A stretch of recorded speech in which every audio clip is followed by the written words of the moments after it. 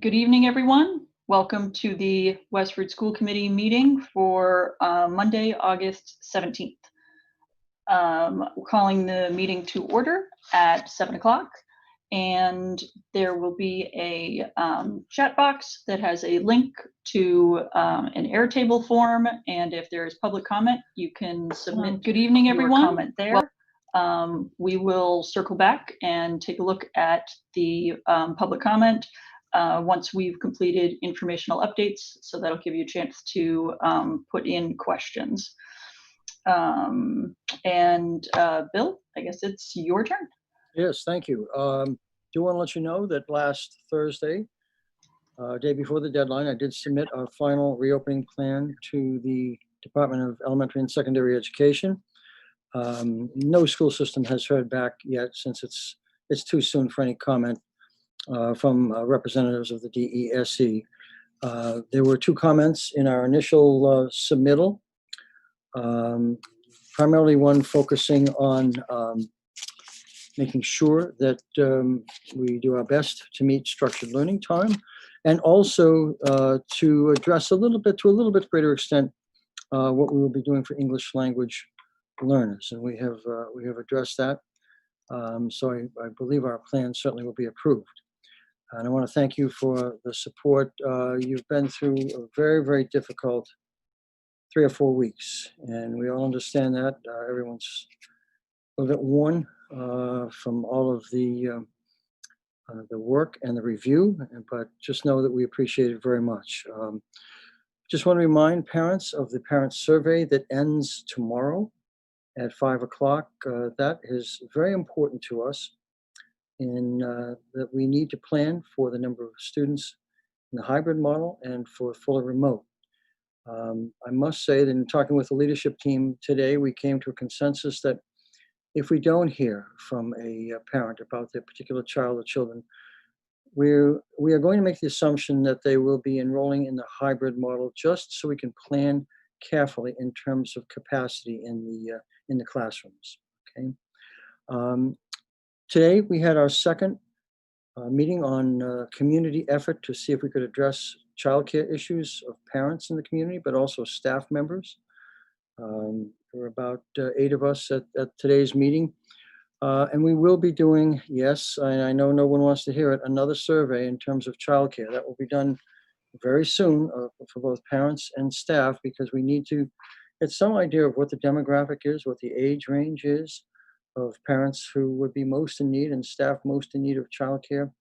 So, you know, the childcare issue is impacting staff across the state in terms of their ability to return to work, particularly if they live in one community and work in another community. So we're trying our best to see if we can come up with some plan.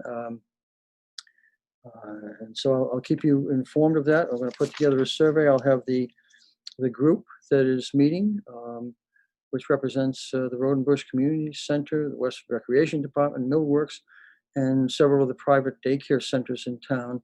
We'll be having them review the survey shortly, so that we can get that out and understand what the needs are for childcare. I'm not sure that we'll be able to meet everyone's needs. We're going to try our best to meet some of the needs in the town to the best of our community ability. And that is it for tonight. Thank you for those updates, Bill, and for continuing to work with our community partners. We know it's a tricky issue, so we appreciate all your efforts. Carrie, your update? Sure. Well, we are spending our time in the curriculum office just bringing all of the plans together, and now that we had a framework, we're able to kind of fill in a lot of the details. We had some wonderful questions, very thoughtful questions from parents who are truly trying to just determine what is the best approach for their child based on their needs and feelings. And we've been trying to get to as many of those questions as possible. We've asked families to turn their questions to the building principal, and because each school is a little different while the plans are the same, some of the specific questions really vary from one school to the other. And as a result, the principals and central office team members have compiled an FAQ that has gone out with Bill's communication this evening. So hopefully that will provide some additional details that we weren't able to dive into in our last presentation. And then we just continue to encourage people to contact their building principals if there are questions that are still unanswered.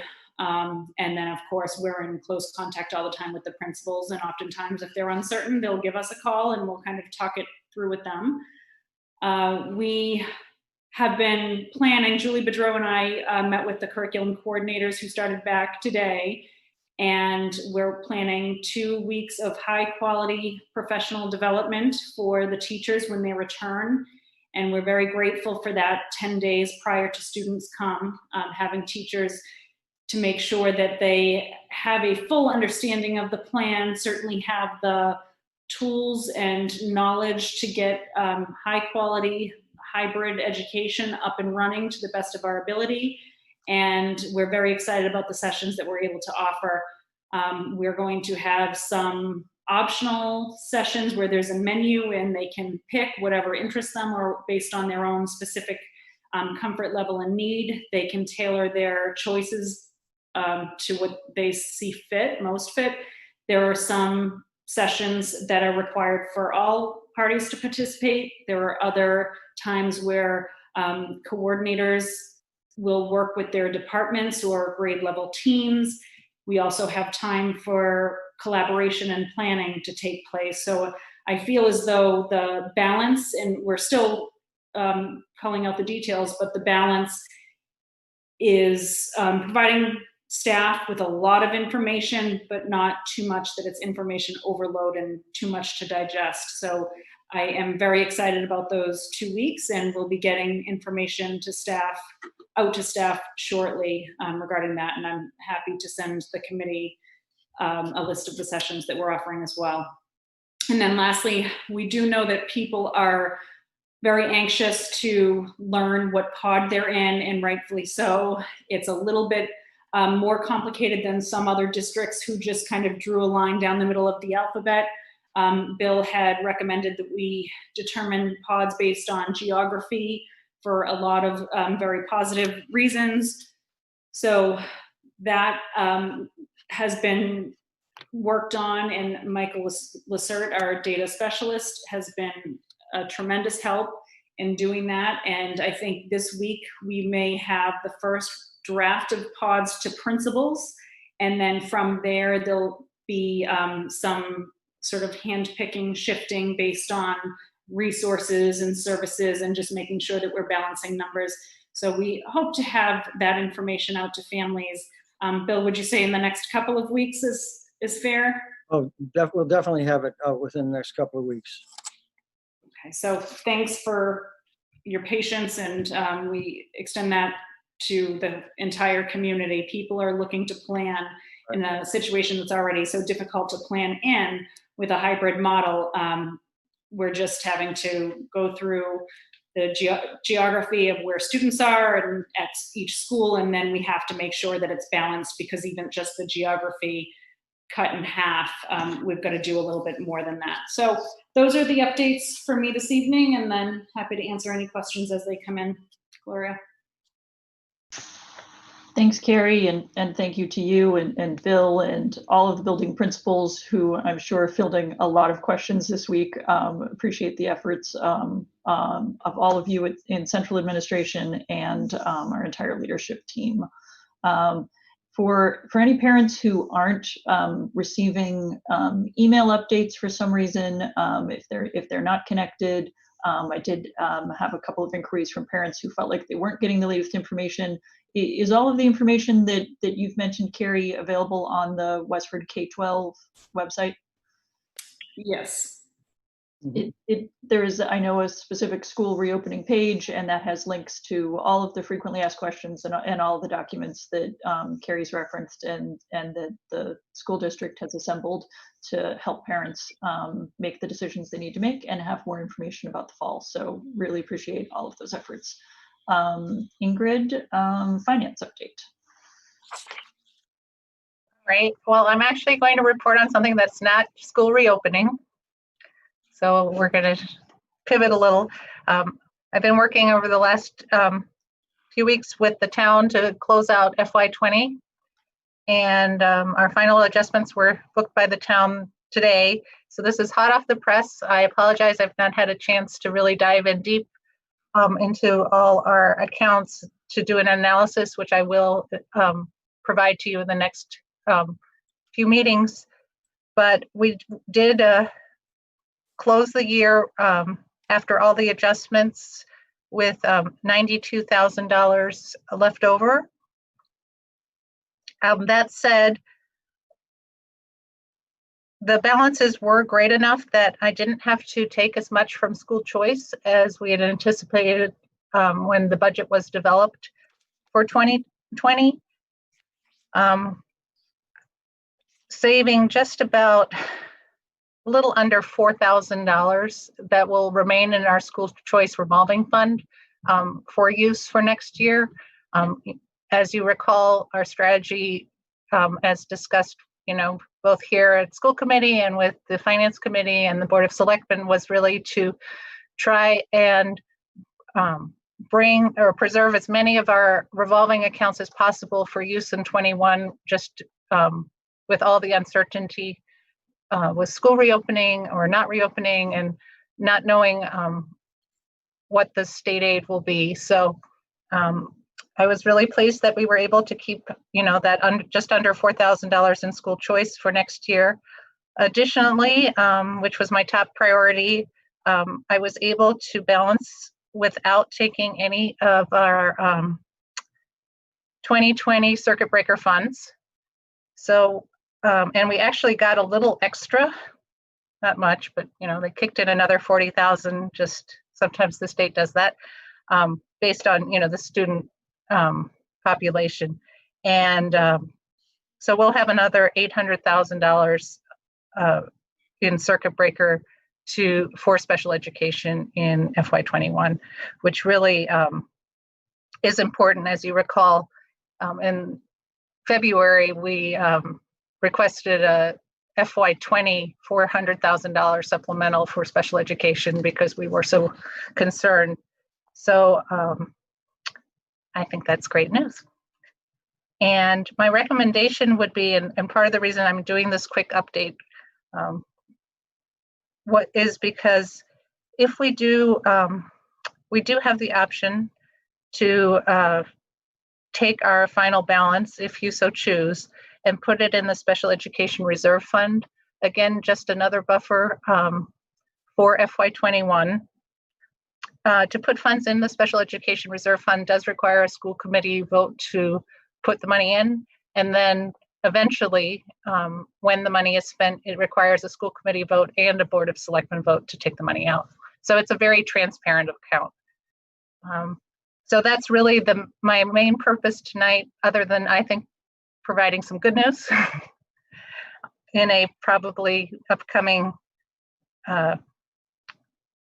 not so good financial year, that we I think are in a position probably as good as it could be to face some of the challenges in FY21.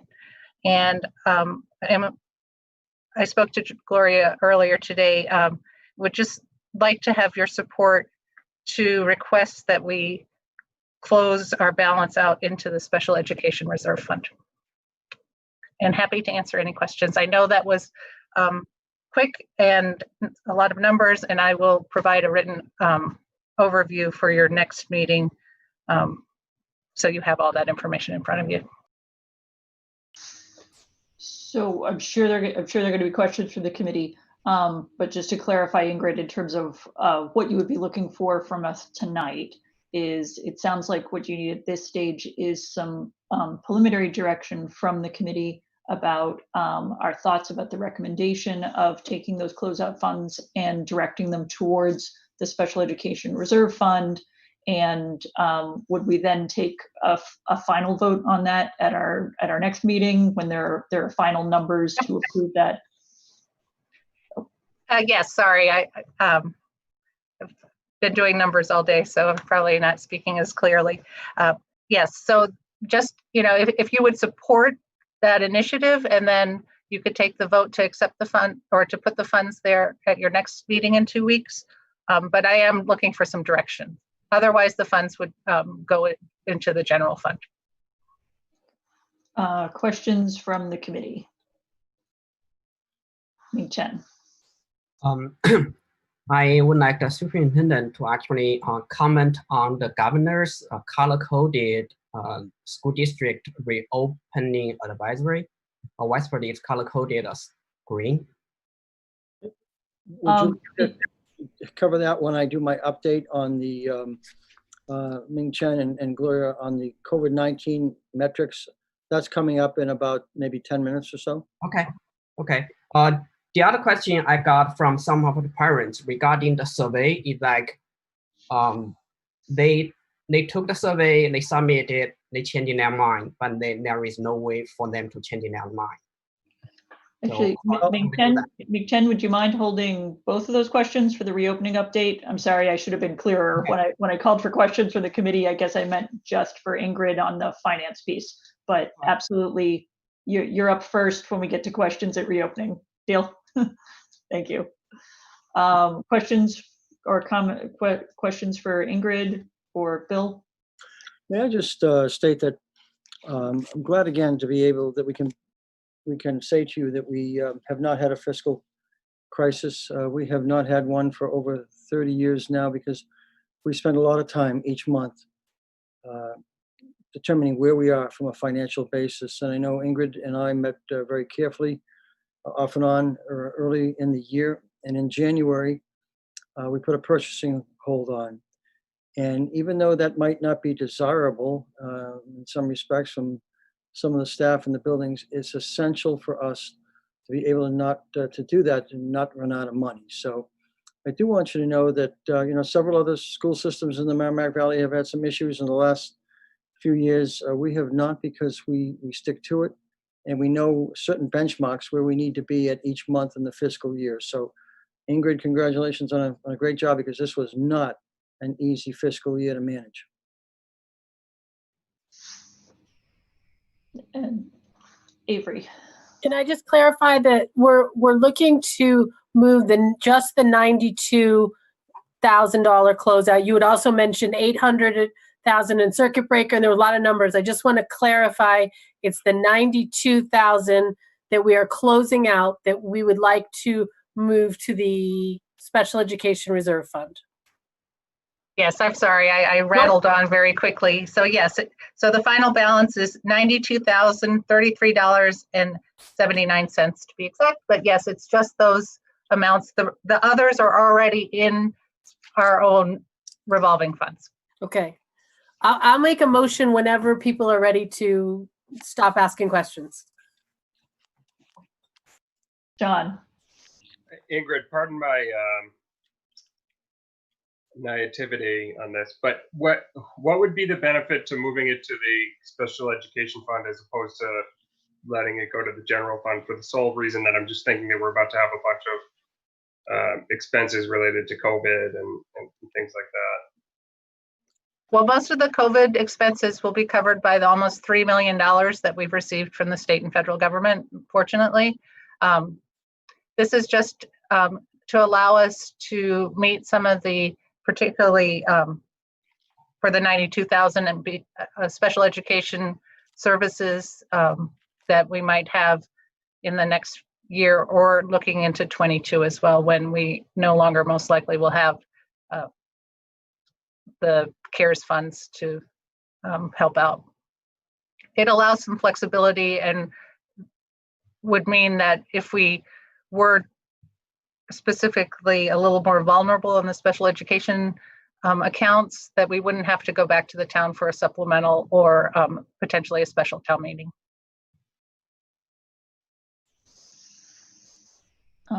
Other questions, Valerie? Just as a newbie, is this our typical? Is this what we typically do with offset? I mean, sorry, am I using the right financial word? No, with the closeout. Closeout. Thank you. No, that's all right. There are a lot of terms, and it took me years. So No, in the past, I mean, it really depends on, a particular budget year, the economy. But this is something that we really discussed in open meeting with the selectmen and the finance committee that, in the spring after COVID hit, when I was doing my projections, and we all discussed, the plan was that the school department wouldn't close out much, if in anything at all, to help 21, particularly with the uncertainty with state aid. Thanks. To add a little more context for Valerie or anyone listening at home, the Special Education Reserve Fund is a relatively recent creation in the last couple of years, which was really designed to, when the school system did have funds available, to hold those funds in this special reserve fund, which we can vote to put money into, but has to very transparently be removed with a vote from the school committee and from the Board of Selectmen, and that those funds would be used for a special education shortfall or unexpected expenses. The nature of special education is such that we are required to, of course, and obligated as we should be, to educate all students within our district. And at any time during a school year, after our budget is already set, we could have a new family move into town whose student might have some special needs, and we are, of course, going to meet those needs, and that would be an unanticipated expense. So the Special Education Reserve Fund helps us have a hedge against the uncertainties and unpredictabilities sometimes in special education tuitions. We had a situation last year where there was an unexpected spike in some of our special education tuitions, and we had gone back to the town and requested an additional $400,000 for FY20. We had, because of COVID and everything that had happened, we had delayed that appropriation until fall town meeting, and now, given all of the efforts of Ingrid and Bill and the entire leadership team, and the spending freeze that was put on last year, and some careful money management, as Bill has highlighted, it sounds like hopefully we will not need that additional appropriation, knock on wood, from the town, and that we will able to leverage our own funds within the circuit breaker that has been retained, and our other revolving accounts. Having these additional funds in the Special Education Reserve Fund is exactly what this reserve fund is designed for, and would hopefully provide us with some additional insulation if we ever found ourselves in a similar situation as to what happened last spring. And we would be able to manage that, kind of ride out the ups and downs of that account on our own. So to me, and I think Avery was in favor of making a motion, it certainly makes sense that this is a responsible fiscal practice, and has been discussed with our town partners, as this was exactly our plan and our hope to be able to put us into the best situation possible financially going into a very, very challenging FY21 year. So Avery, do you want to make a motion, and then we'll see if there are other questions? Other questions now. We'll do questions. Did it be Alicia, Chris, do we have questions? I did. I just wanted to get clarification. I thought I'd heard Ingrid say that she would want us to vote on this at the next meeting when she brought the actual number. So I just wanted to clarify what she'd prefer at this point. I wasn't sure if you would be comfortable taking a vote since I just sprung this on you. It will require a vote. If you are comfortable doing it tonight, this is the number. Jesse and I did confirm that today. So I think, Gloria, that was after I spoke with you. So I wasn't quite sure if we'd be able to get all the pieces together. I mean, I can't emphasize how this is truly hot off the press. So, or if you want, the numbers is, the $92,033.90 90 or 79 cents, or you can just say the final balance. I just need to be able to provide some guidance to the town, so the town accountant can continue his work in closing out the full town's books. Yeah, I wasn't certain whether we were just taking a preliminary direction tonight or if we did have the final number. If we do, it's certainly will of the committee as to how we proceed. So Avery, did you want to make a motion? Being fiscally responsible, I make a motion that we move $92,033.79 to the Special Education Reserve Fund for future need. Second. I have a procedure question. Yes. It's Absolutely. not on the agenda, so are we supposed to vote for things not on the agenda? It is an item that's being covered under the financial update. So I believe we're in appropriate territory. Other thoughts from people who have been chair before, Avery?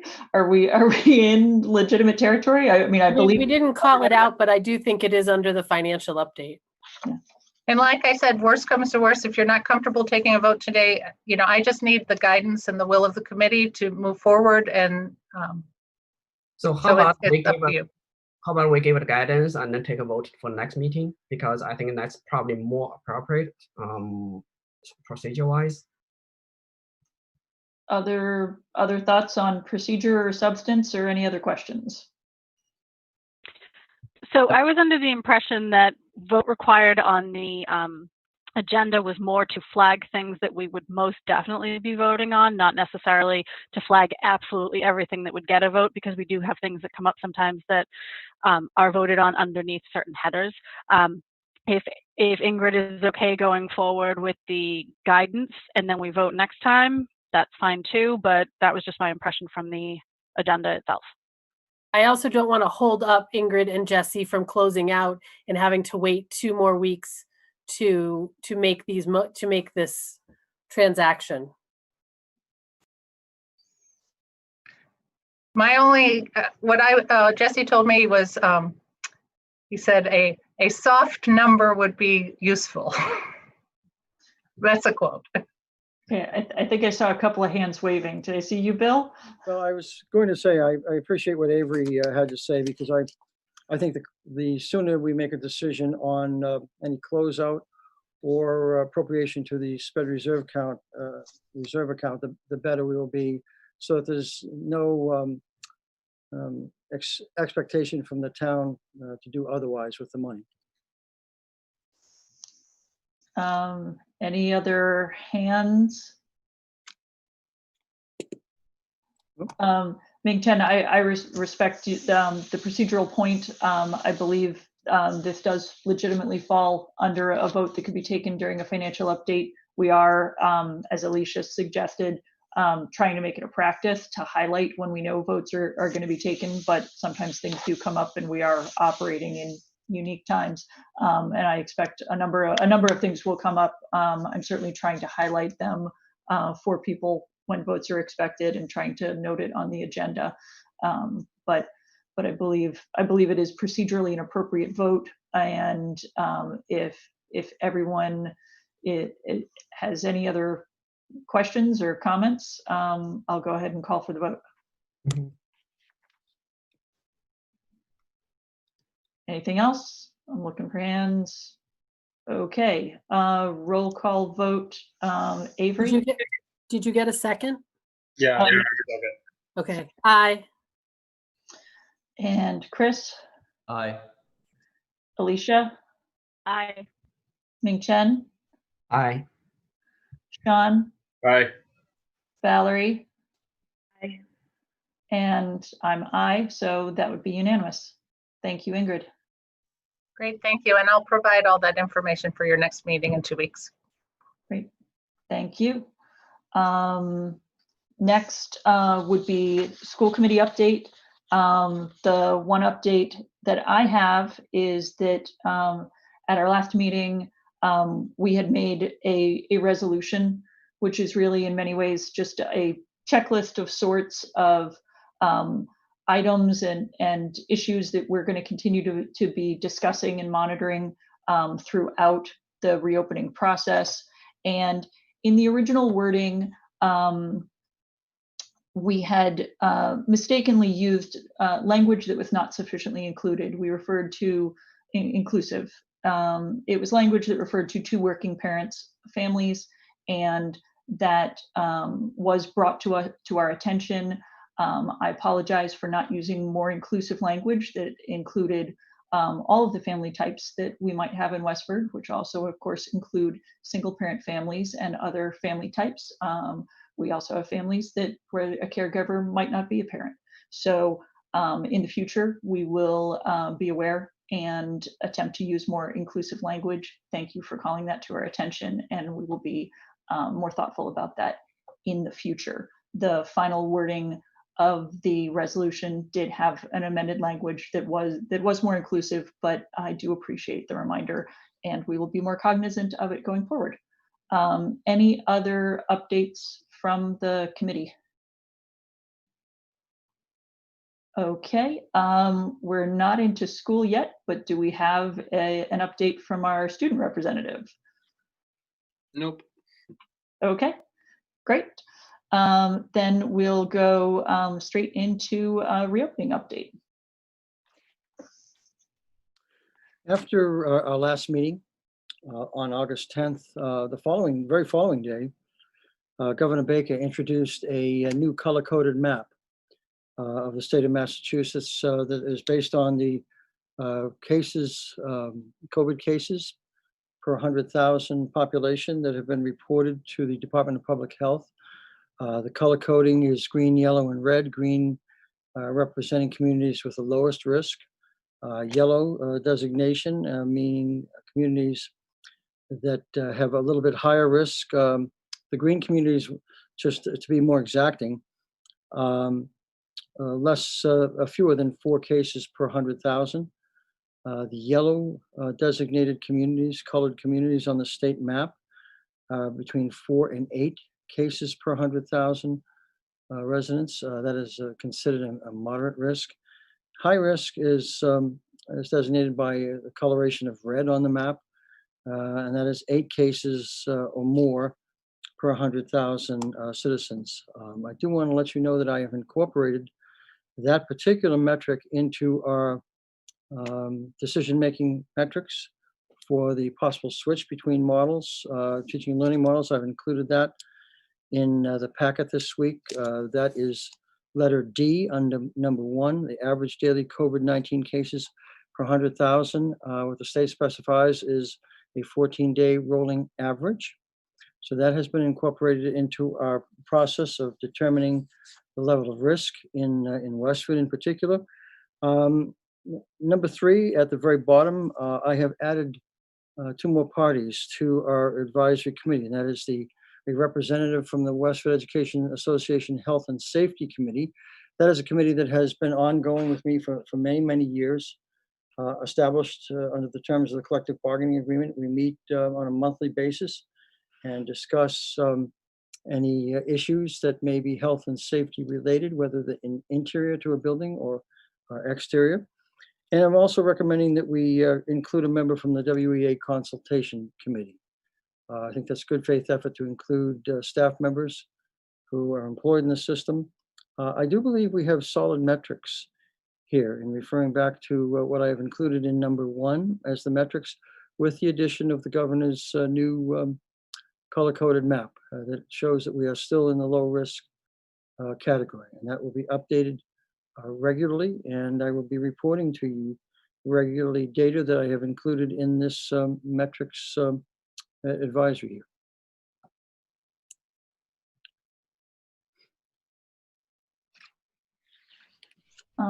Ming Chen, I know you had a question on metrics.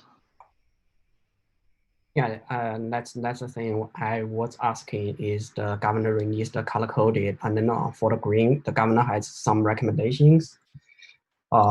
Say like it should actually strive for fully in person, and then under very rare or extreme conditions, it's going to be a hybrid. So I want superintendent to comment on that. Well, I know the governor feels that a more full return might be possible. The commissioner may feel that also.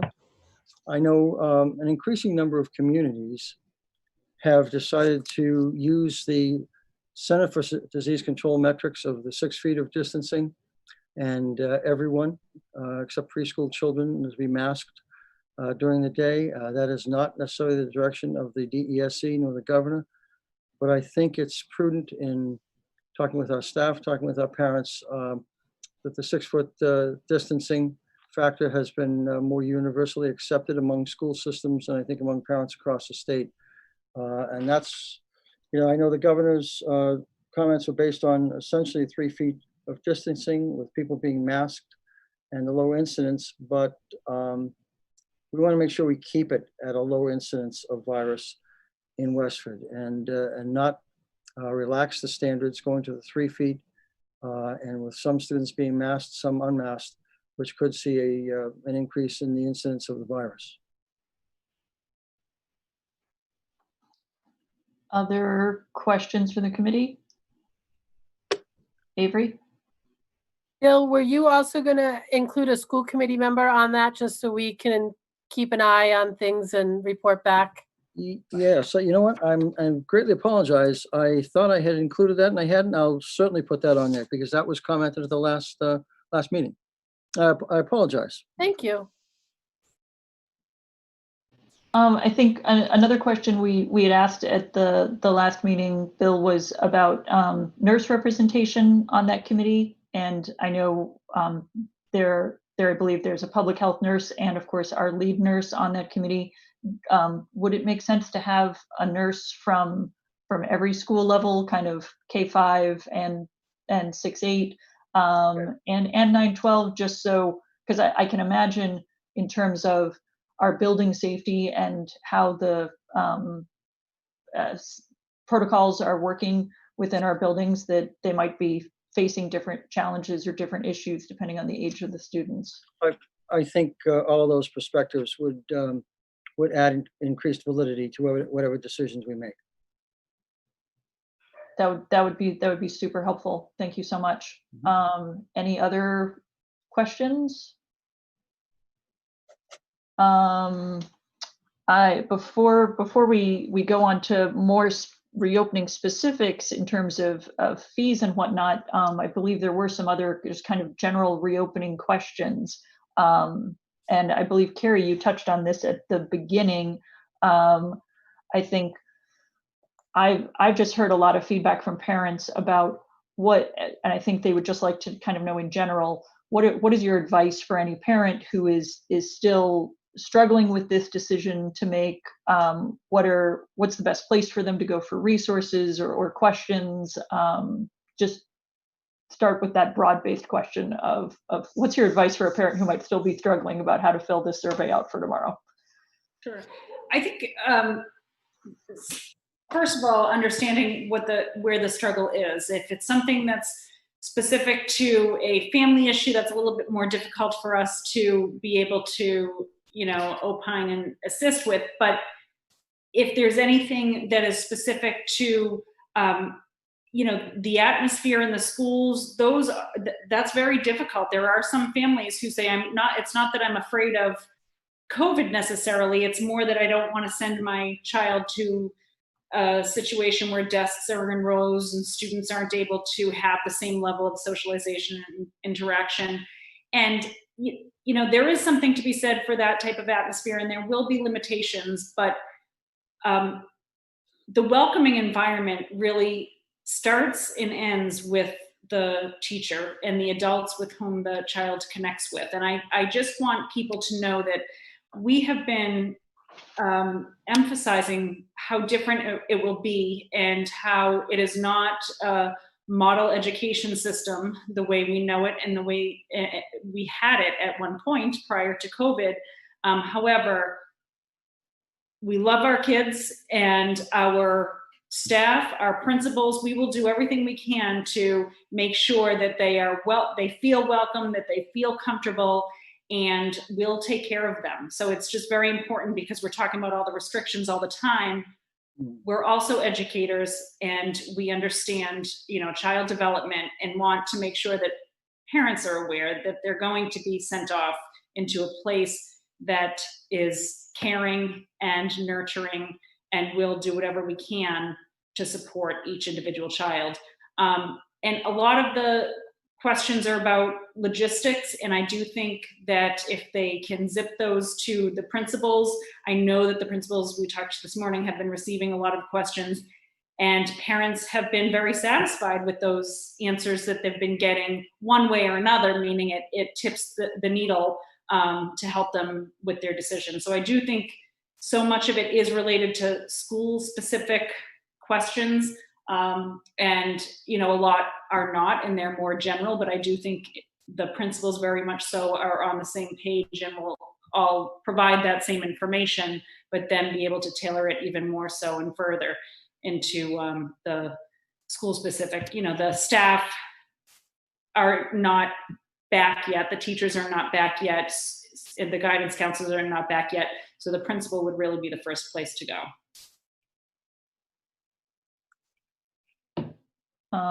Did I see a hand, Ming Chen? Yeah, I think I asked that question, but I think it's time to ask again. How do parents change in their survey? Because they submit a survey, but they say, wait a minute, I changed my mind again. Yes, well, ironically, we did have one family ask that question, and because of home circumstances that have changed, this person did say, I want to shift from one model to the other. And the response to that person was, that's absolutely fine. Contact the principal. Please try to do so before tomorrow night's deadline so that we can assume that that's as final as it can be, in terms of the data that's collected at that point. So if there's a situation where either something drastically changed or there was an error in how you submitted, we are handling each of those cases student by student to place them accordingly. So that principal would be able just to take the name, note the change, and then move forward. That's fine. Okay, so building principal is the one who they should go to. That's right. All right, thank you. Alicia, and then Valerie. So we're getting a lot of questions about the air quality in the buildings and the process that is currently ongoing to evaluate that and the steps that will be taken. There's also a lot of, I know there was a request from the WEA for some air quality data that we may or may not have yet. And then there were some rumors that I heard over the weekend. So I'm wondering when can we expect that air quality data, and when it's out, where can the public expect to find it, and where are we in the process on evaluating and remediating those situations? The contractor EFI Global is nearing its survey of every building. In fact, if you recall, late last week, with our negotiation session over the day school, there were several representatives of the company standing in the hallway. They were talking to our HVAC mechanic and also the head custodian. That information will be posted, it'll be provided to you first and then posted on our website. The remediation efforts will be clearly outlined, and we will be very aggressive in those remediation efforts in certain buildings. Obviously, those that are most challenging to us in terms of the long-term upkeep are the older buildings, so the Robinson and the Day and the Abbott. That doesn't mean that those schools have bad air quality. It's just that they have older systems. Sometimes, for example, at the Robinson, with the air units up in the ceiling in the center of each suite, we have to sort of custom fit higher filtration filters in those units, more filtration than the original specification required back about 40, 50 years ago when the school was built. But we are putting M13, which is a high filtration MERV. It's actually MERV 13 filters in all of our units, both our unit vents and our rooftop units with the air intake. We are dealing with several contractors who will be working in their respective buildings. One of the issues at the day school, for example, is we're going to have to ask the teachers not to store materials in the closet. It has a very old venting system that air is vented out through the closet. And so you cannot put lots of materials and supplies in that closet because you'll inhibit the airflow. So we're purchasing some separate storage cabinets for the day school so that materials are stored there. There are some rooms that we will be installing. In fact, I was just looking at the data sheet. Some interior classrooms at the high school, and in our preschool rooms, and in our rooms where we work with our children with autism, we will be installing some portable air purifiers. Those units will cover 1,500 square feet. And every minute, 250 cubic feet of air pass through the unit. It's called the Health Mate, made by Austin Industries. It's very highly rated. We can't install them in every room, nor do we need to install them in every room because we don't have problems throughout the school system. But in interior rooms where there are no windows, in preschool areas where there is more likely to be coughing and sneezing, and also in rooms with our REACH program, we'll be installing these units just to maximize the filtration of any virus particles out of the air. Great, thank you for that update. Mm-hmm. Other questions? Valerie? So we're talking about like general reopening, right? Aside from anything else that's called out. Okay. Yeah, I have a question about under the Remote Learning Academy and like that quick reference guide. It talks about like if there are not enough students to account for a full pod, then that they might like mix Remote Learning Academy students with hybrid students. I didn't know if that was like the webcam setup, and if that is that also for like K to 5? Can you talk a little bit more about that? Yes, there's actually a lot of flexibility in terms of the number of students we would need to warrant a pod and have, a pod or two designated as a particular school at a particular grade level as fully remote. So there are some cases, some numbers where there may be, if we had 27 students who selected Remote Learning Academy at the 3rd grade at the Abbott School, that would be just over a full class's worth. So would have one teacher take, say, 22 of those students, and then would have 5 students remaining, which is not enough for another pod taught by another teacher who's fully remote. So there were a couple of options, and we just had to have that little caveat because that won't be our main model, but in that example, there are 5 students. So they could be mixed in, but they also could be taught by another teacher at a different school if they're fully remote and there's space at that other school at that grade level. Or we could look at assigning a teacher at that school, 3rd grade at Abbott, who's not the remote learning teacher. Those 5 students would be placed with another teacher and would be streaming live. So there are a couple of options that we have. Those are 2 of them. They could get partnered up with another school in the district at that grade level, or there could be live streaming. So these are just things that we're thinking about if the numbers don't match out perfectly. Ironically, I think for the most part, in the preliminary numbers from a previous survey, we were able to match students up with a remote learning teacher and a full pod, and the pod sizes vary slightly but that there are some numbers where it wouldn't work so nice and neatly. And so we'll wait until after tomorrow night to determine what that will be. And we'll certainly communicate to those families. I know that I can hear you describing that that's not the preferred method, you know, it would be like your last resort. Is there any grade level that you would really avoid that for? I mean, I'm just thinking of like K through 2 trying to watch a webcam for their live instruction period. Yeah, so yes, I do have some concerns at some grade levels, absolutely. So what we'll do is we'll see where the dust settles with the numbers, look at where that lies, and then plan accordingly based on what is most developmentally appropriate for that given situation. Because there are so many variables, we're kind of brainstorming ideas, but we don't have specific plans for every possibility because it wouldn't be efficient for us to focus our time on that if 60% of them, 80% of them don't come to fruition. So we'll really wait till after tomorrow night to make those determinations.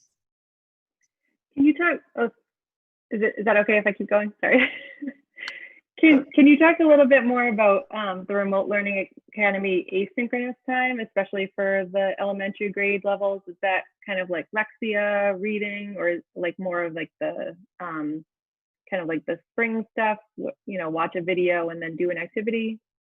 Yep. So when for the elementary level, when the students are in their at-home weeks, we do have a lot of online resources that do adapt to the student's ability. With every click, it's collecting data behind the scenes and can scale up or scale down based on the success of students. And we also are looking to schedule some of the intervention time and intervention support for students on their remote weeks. So that's some additional live time that the students will get at the elementary level during their stay-at-home week. If they're seeing any math interventionists or reading interventionists, it very well may be scheduled on those weeks. They'll also have, you know, the afternoon live instruction too. But it's a little bit more difficult at the elementary level because everything tends to be taught in much smaller chunks. But we're really trying to view it as having teachers plan for remote instruction and providing the support to do that well, and remote learning. And then having the students come in, they have the benefit of getting more direct support from the teacher. So in that model, in theory, the teachers are kind of planning one longer series of lessons or even a unit, and all students are working on that. And then over that period of time, they alternate who gets the live time kind of assistance, support, instruction from the actual teacher. So we're trying to shift the mindset that you're not doing two separate things simultaneously. It's that you're planning for remote learning, and then the students get the benefit of the in-person teaching when they're there.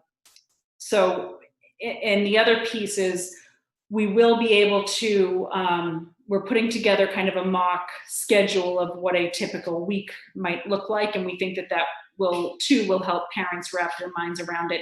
It will be, in some ways, some of the assignments, it varied quite a bit, and we're looking to kind of narrow that down, that variation down. But similar to March, the major difference is that there'll be much more structure, much more support to it, and there'll be the ability for kind of that live moving forward through the curriculum and with the instruction, which we told the teachers don't do that. Everything that you teach that's new has to be done in a way that the students can access it whenever it's convenient for them because of the varying family situations. I have a few more if that's okay. Sorry. Oh, let me hop to somebody else, Yep. Valerie, and then we'll see if some of those questions get covered. I saw a hand from Chris. Yeah, thank you. Carrie, this one's from the public. It's just a request for clarification on the Remote Learning Academy at the elementary and middle school levels as to when the students would be doing live synchronous. It says afternoons, but there's 2 pods. Does that mean one pod is live synchronous one week and the other pod is live synchronous the other week? Yes. So the Remote Learning Academy is at the elementary, well, at the high school too, but from what you're referring to at the middle and elementary levels, the Remote Learning Academy is very much right in par with what the hybrid students are doing. So we'll stick with the Abbott School. If the Abbott School 3rd grade happens to have a nice neat number of 22 3rd graders who want the Remote Learning Academy, then one teacher would be designated to teach those students remotely. Those 22 students would be split into 2 pods, just like hybrid, pod A and pod B. And then they would alternate weeks. Pod A would be live like we are right now, while pod B is asynchronous at home.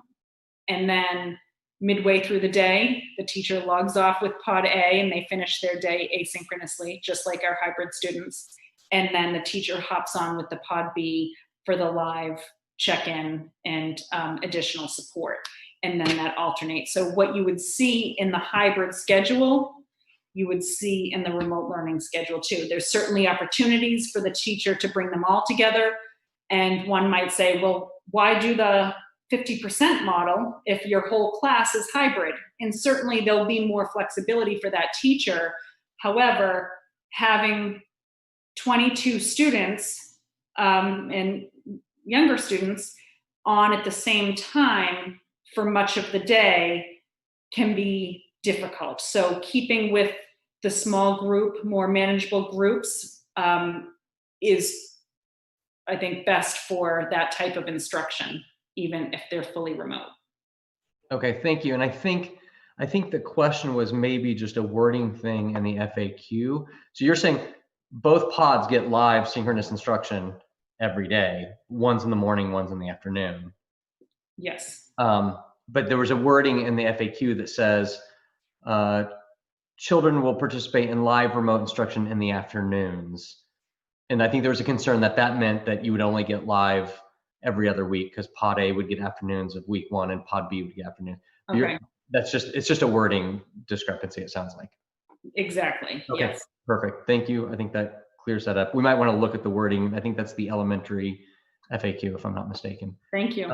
You said the word mock, and it made me think of something that I know was talked about, and that is the idea of a mock school day at the different levels. And I wanted to just ask if any further thought had been given to that, just to have administrator, school committee, whoever it's relevant and pertinent for, to actually go through a school day, or at least part of a school day, sitting in the classrooms, practicing physical distancing, wearing their masks, riding the bus, just to get that real sense of the practicality and maybe any issues that hadn't been thought of before.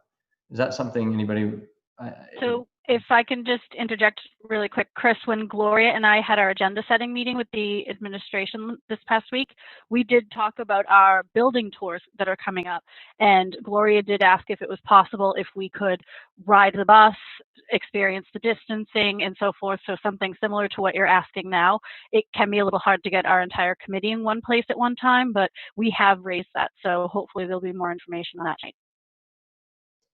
Okay, thanks. Yeah, I think it could be important for us to, either as school committee or administrators, go through it in as reasonable a simulation of an actual day as possible. Yep, you're anticipating the agenda, Chris. We're going to talk about it in conjunction with the building tours when we get there on the agenda. One of the clarifying questions I had, Carrie, on what you were describing with the Remote Learning Academy, and I appreciate you answering all the questions. I think that really is, since that is a type of learning that is least familiar to parents, I think that's where I've seen the most questions. So the question I had seen from a parent was really just trying to clarify that students in the Remote Learning Academy would receive the same amount of synchronous instruction that a student in the hybrid would receive. Yes, their schedules would mimic each other. So even though we'd be doing it like this, instead of a portion of it being live, it would be the same amount of synchronous connection with the teacher, correct? That's right. And certainly there might be times where during a morning session where there's, hours of the live connection, there could be times where students they could even log off for 30 minutes to collaborate with group members and then come back on. So it's not just doing what we're doing right now for hours on end, just like it wouldn't be in a classroom. Sometimes students are working independently and sometimes it is live interaction. But in terms of teacher structure live, the answer is yes. Great. Other questions? Avery.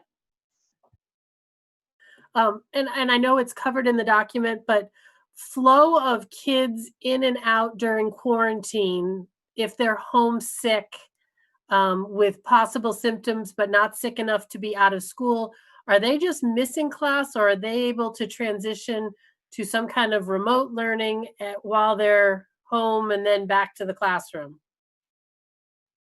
Well, one of the benefits of the way that we've scheduled it is if you have a hybrid student who has to quarantine for 14 days, for example, but is feeling totally fine and would otherwise certainly be at school, there very well may be the Learning Academy students at that particular grade level who could just hop in and continue on with the learning for those 14 days.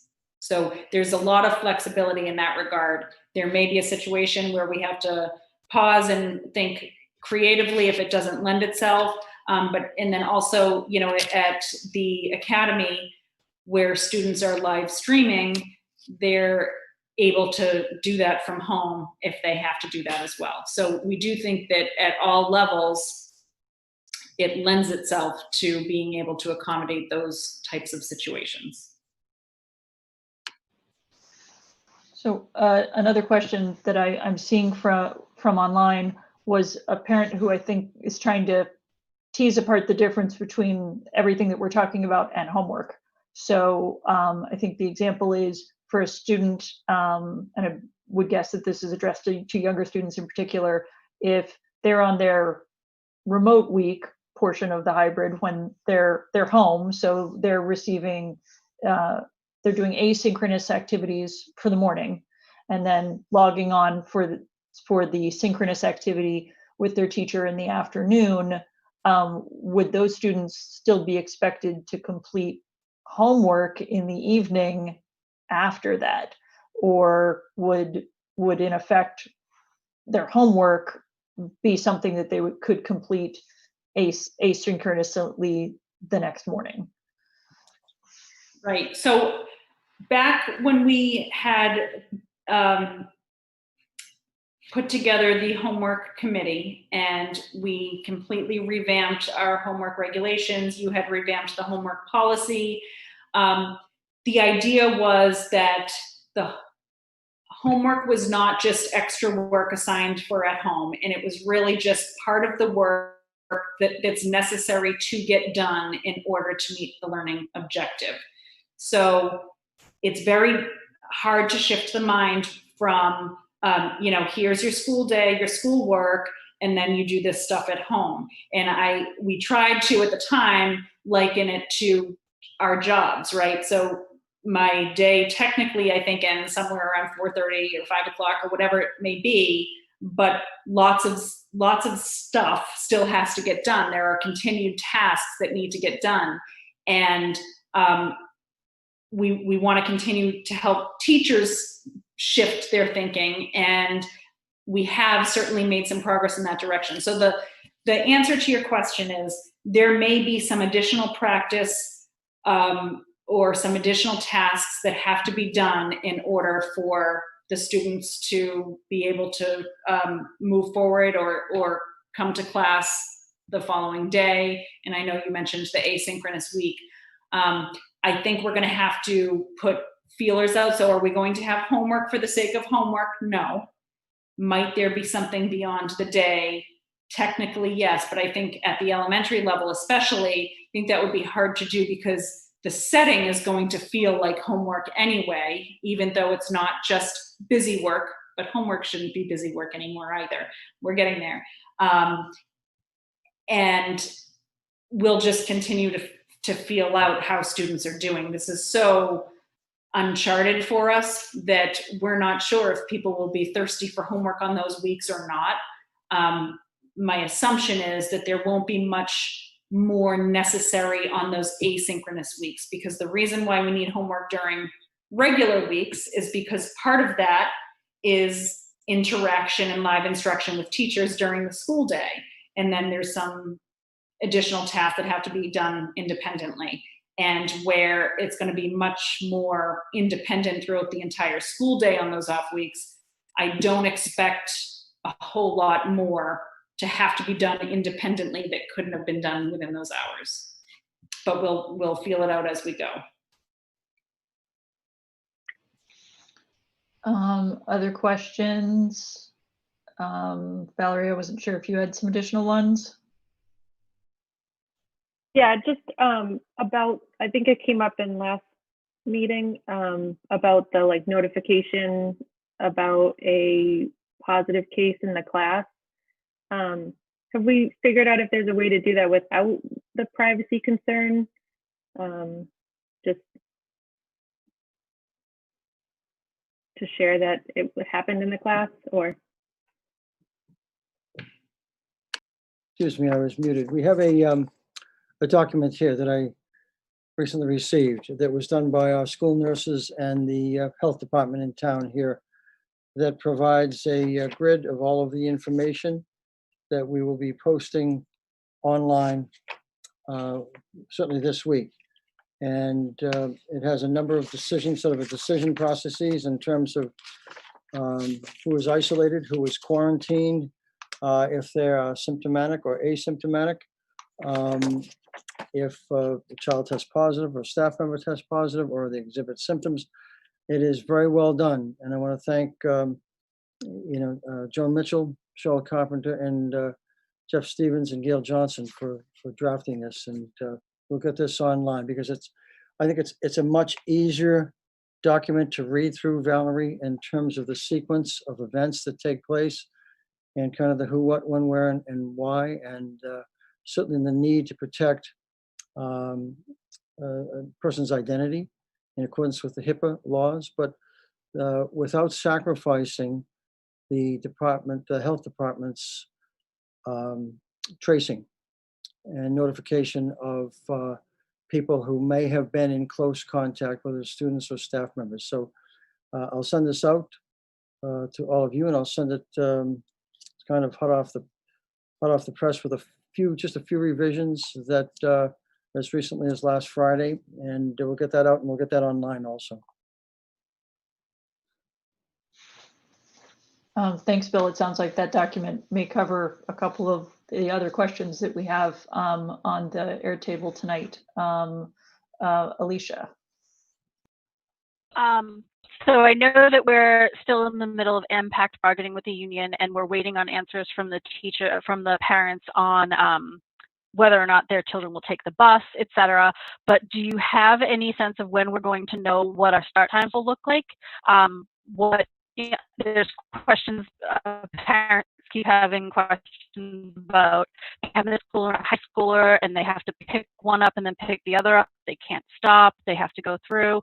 So a lot of the timing of pickups and drop-offs, I'm seeing a lot of questions. I personally have questions in my own household. So I'm wondering if you know sort of when we think we'll start to know what those times. That will be, Alicia, that will be about a week and a half from now. What we're doing is we have a portable sprayer, a disinfecting machine. We ordered one for every school bus. We will be bringing a school bus over to the Abbott parking lot and doing sort of a simulation of the disinfecting process between runs, because we want to see in what time frame that can be accomplished, so that I'll be able to set the times for school. And the morning should present probably fewer problems than the afternoon, only because the length of the day, even though it's a half day, early release day, is just a little bit longer for the high school and middle school than the elementary. So we're going to do that simulation. I will tell you, just somewhat enjoyably, tomorrow I will be filming a sort of a mask up public service video with some of our principals using one of our school buses, and that will be posted shortly. I'm looking forward to it, and looking forward to working with the principals and assistant principals on that, in terms of seating on the bus, masking on the bus, behavior norms, etc. So we're going to do that at 1 o'clock tomorrow, and that will be at the bus company. But I will know, getting back to your original point, I'll know with certainly more certainty in about a week and a half what the times look like. I know that's important to people. It's important to us. It's interesting. We had a long leadership team meeting again this morning, and it was every layer that you unpeel brings about 10 more issues that you have to address and think about. So it's an interesting problem, and we're trying to get everything done as quickly as possible. Thank you. And I look forward to seeing that video. My 5th grader and I watched Susan Dubois' video today with the teddy bear and talking about why we have to wear masks, and we all very much enjoyed it. So I look forward to seeing the video. That's great. Bill mentioned buses. Are we ready to move on to bus fees? Chris? Can I ask one more question? Sure thing. Non-transportation related. Okay. It's we had this from a parent about course at the middle school level. It's not being offered. Do they, people had already selected course? Will there be a follow-up to middle school parents to select an alternative, strings or band? Is Chris on? That's true. It may not be. He's not in. I can see if he's out and bring him in. Would you like me to look? That's okay. Or I'm happy to get back to you with information on that, Chris. And in any case, certainly any sort of communication like that will go to all families. And I feel like that was something that was mentioned in the middle school FAQ. I just don't want to misspeak. Yeah, okay. And if it's not there, that's something we can add to clarify. Okay. I think I know the answer to this, but I mean, it looks like PE at the high school is full speed ahead. Has there been any talk at the state level about PE graduation requirements given, I mean, obviously we're offering it, so there's not necessarily a need to change those graduation requirements, but I know it's, given that it's altered and people might want to, I don't know, put their energies elsewhere. I didn't know if there was talk about that. There is talk about that. We are just looking. So tomorrow, the coordinator is meeting with myself and the middle school and high school principals, and we are going to look at that, because when we looked at the framework, it was kind of the big picture, and now we're getting more granular and going through what courses make sense, particularly at the high school level. We're trying to encourage people to get outside as much as possible. Well, if you've got the remote students who are streaming in, we have to kind of work through what that means and what the implications are. So we do have meetings with the coordinators coming up. And again, the PE is tomorrow. So I will have more information on that very soon. Fantastic, thanks. Yes, certainly if there are other specific questions that we didn't get to this evening, it sounds like your best resource for getting those questions answered in a timely fashion might be your building principal, because they will have the most recent up-to-date information that pertains to your students' needs. So if everybody's okay with it, we will move on to a discussion regarding bus fees. So I included a memo in your packet regarding my recommendations for the bus and WA parking fees. I'll quickly breeze through it since you've already, thank you, Chris. As you have it, since the survey hasn't closed yet, I had to use the data of the previous survey, which indicated that we'd have a significant drop in ridership, bus ridership, 55% drop, but over 800 families did not answer the bus question. So I did, in my analysis, make some assumptions based on trends and just where, maybe people might be comfortable, or how many people might be comfortable riding the bus. We'll obviously know much more at the end of the day tomorrow when we get the next survey back. But based on this right now, based on the hybrid model, where 50% of the students pretty much are going to school each week, our bus capacity has also decreased by 50%. So we would, by my initial calculations, have enough buses, but it could quickly become tight depending on how many people actually choose to ride the bus.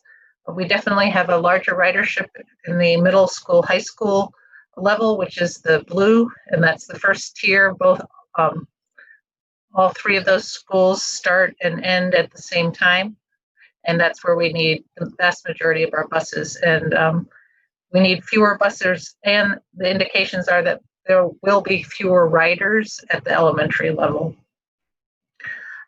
In order to just alleviate some of the potential choke point at that first tier, I would recommend, and I've talked to Jim Antonelli about this, and he agrees, that we could open up the senior parking lot to juniors as well, since again, only potentially half the senior class will be attending each week. I know since we're splitting geographically, it might not be perfectly that way, and that we would continue to give seniors priority for parking.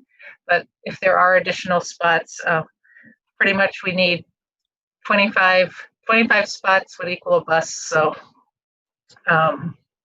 if we can squeeze a few extra spots for juniors, that might help alleviate some of the bus capacity issues, and also would potentially allow families to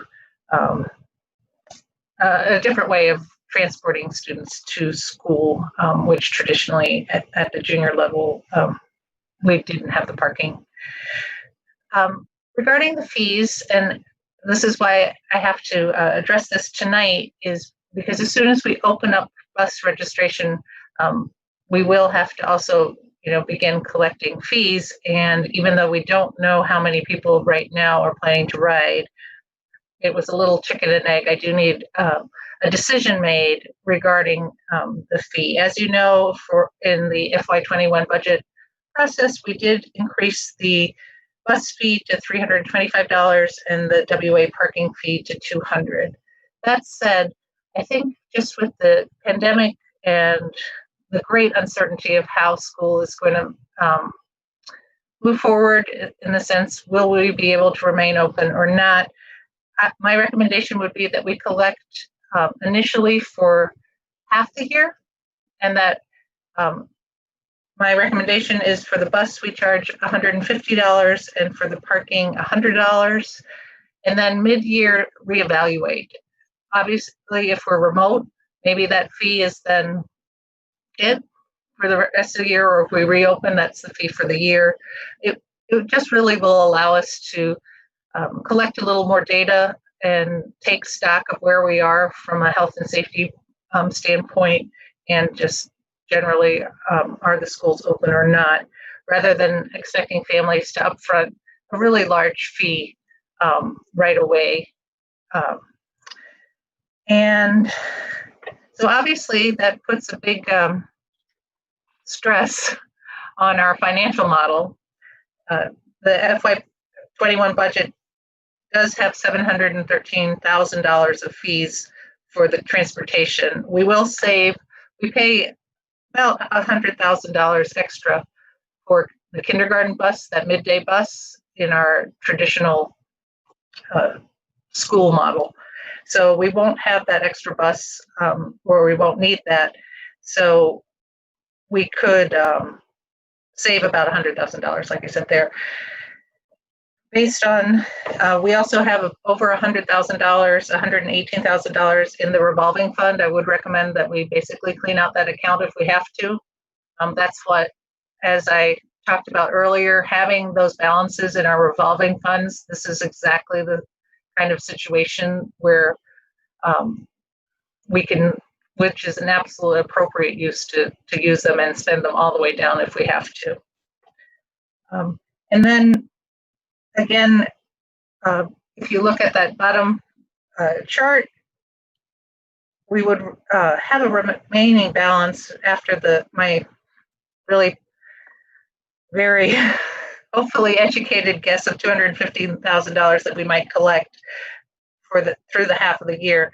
We would need maybe another $280,000, which could come from the second half payment, or again, if we have to adjust our transportation. So I think that's really what it is.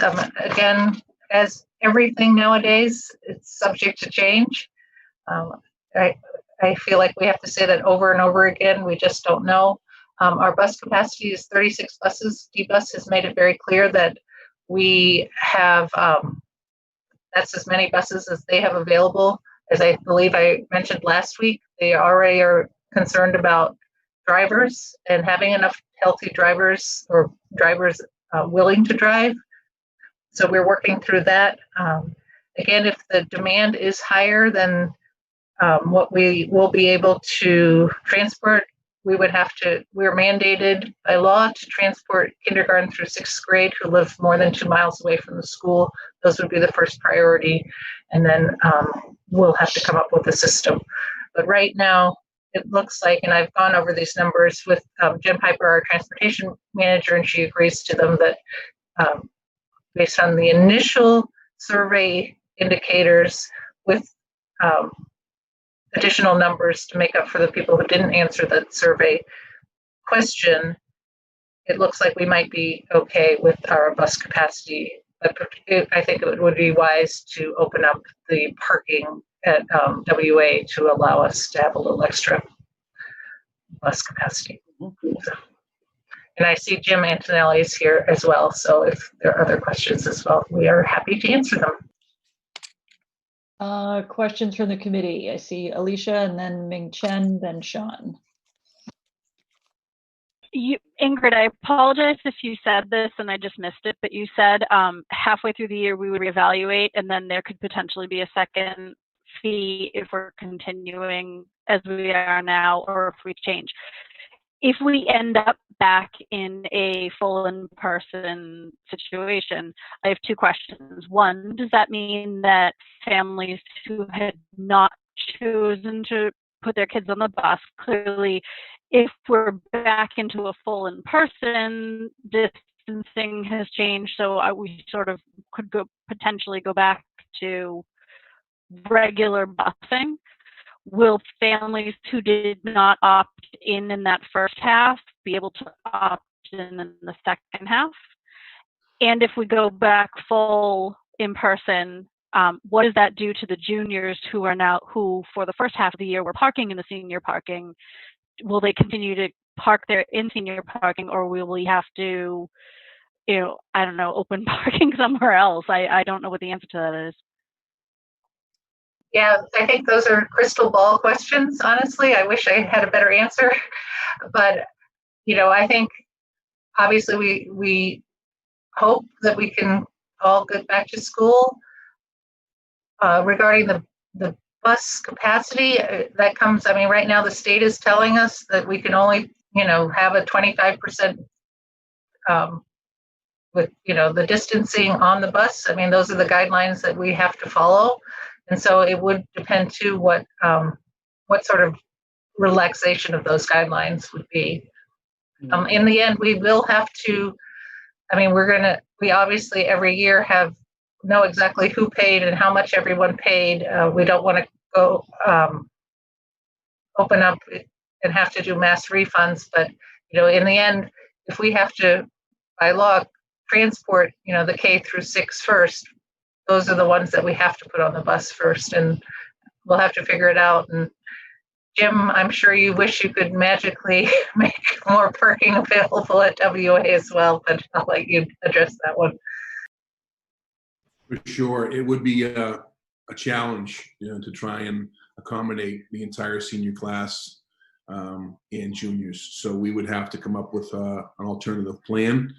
And as you know, that if we do go back to full, the capstone project would be something we'd investigate again for our seniors, which they head out somewhere around the end of April. So that would again free up some parking at the high school. So it might be just a small opportunity if we do go back full, that juniors would be able to come back on campus after maybe a little hiatus. So we would do our best, whether it's using some alternative parking. I mean, we've worked with the water department before about some additional parking many, many years ago when the high school was under construction. We took shuttles from the Abbott School. So we've been creative in regards to doing things. We'll be creative again. Thank you both. Thanks, Jim, for that and for the creativity. I'm sure there's some juniors out there that are really excited about this possibility. Ming Chen, I think, were you up next with the question? Yes, I think it's pretty fair to for the students and the families that we're only in charge the first semester because we don't know what's going to happen to the next semester. So thanks, Ingrid, for the thoughtfulness. My question is like, do we know how much DBUS is charging us for the last school year and how much DBUS is charging us for the next school year per bus? Mhm. Yes, it's laid out in our contract. I believe you have a copy of that, but I just have to pull it out of the file if you give me a minute, or I can. So every year we had a significant increase this year from last year, okay. And next year we'll have another increase. So then my question is that have we? I would strongly encourage, and then have we actually thought about going back to DBUS? Because we are actually going to be in the hole this year for the transportation account. So have we considered actually going back to DBUS, say, hey, we paid you guys more than $400,000 for the last 3 months last school year, and then now we're in deep trouble financially. Can you actually work out a solution with us so that instead of such huge increase in the per bus rate, can we actually ask DBUS to consider lower their increase or freeze their increase because the gas price is stable. I don't think they're going to. I don't know how much they're going to pay more for the drivers. So really, like, how trying to figure out like how to work with the DBUS to actually to get a lower rate than the contract value. Is it possible? May I say that we have done that periodically over the last 15 years or so, Ming Chen. There have been times where gas prices have been much more stable as they are right now. That insurances haven't increased as much as they have recently. What we'll do is we will certainly make that effort. One of the things that might be working against us at this point in time is the uncertainty from their perspective of they're going to be transporting students throughout the entire school year or not, and what might their loss of revenue look like.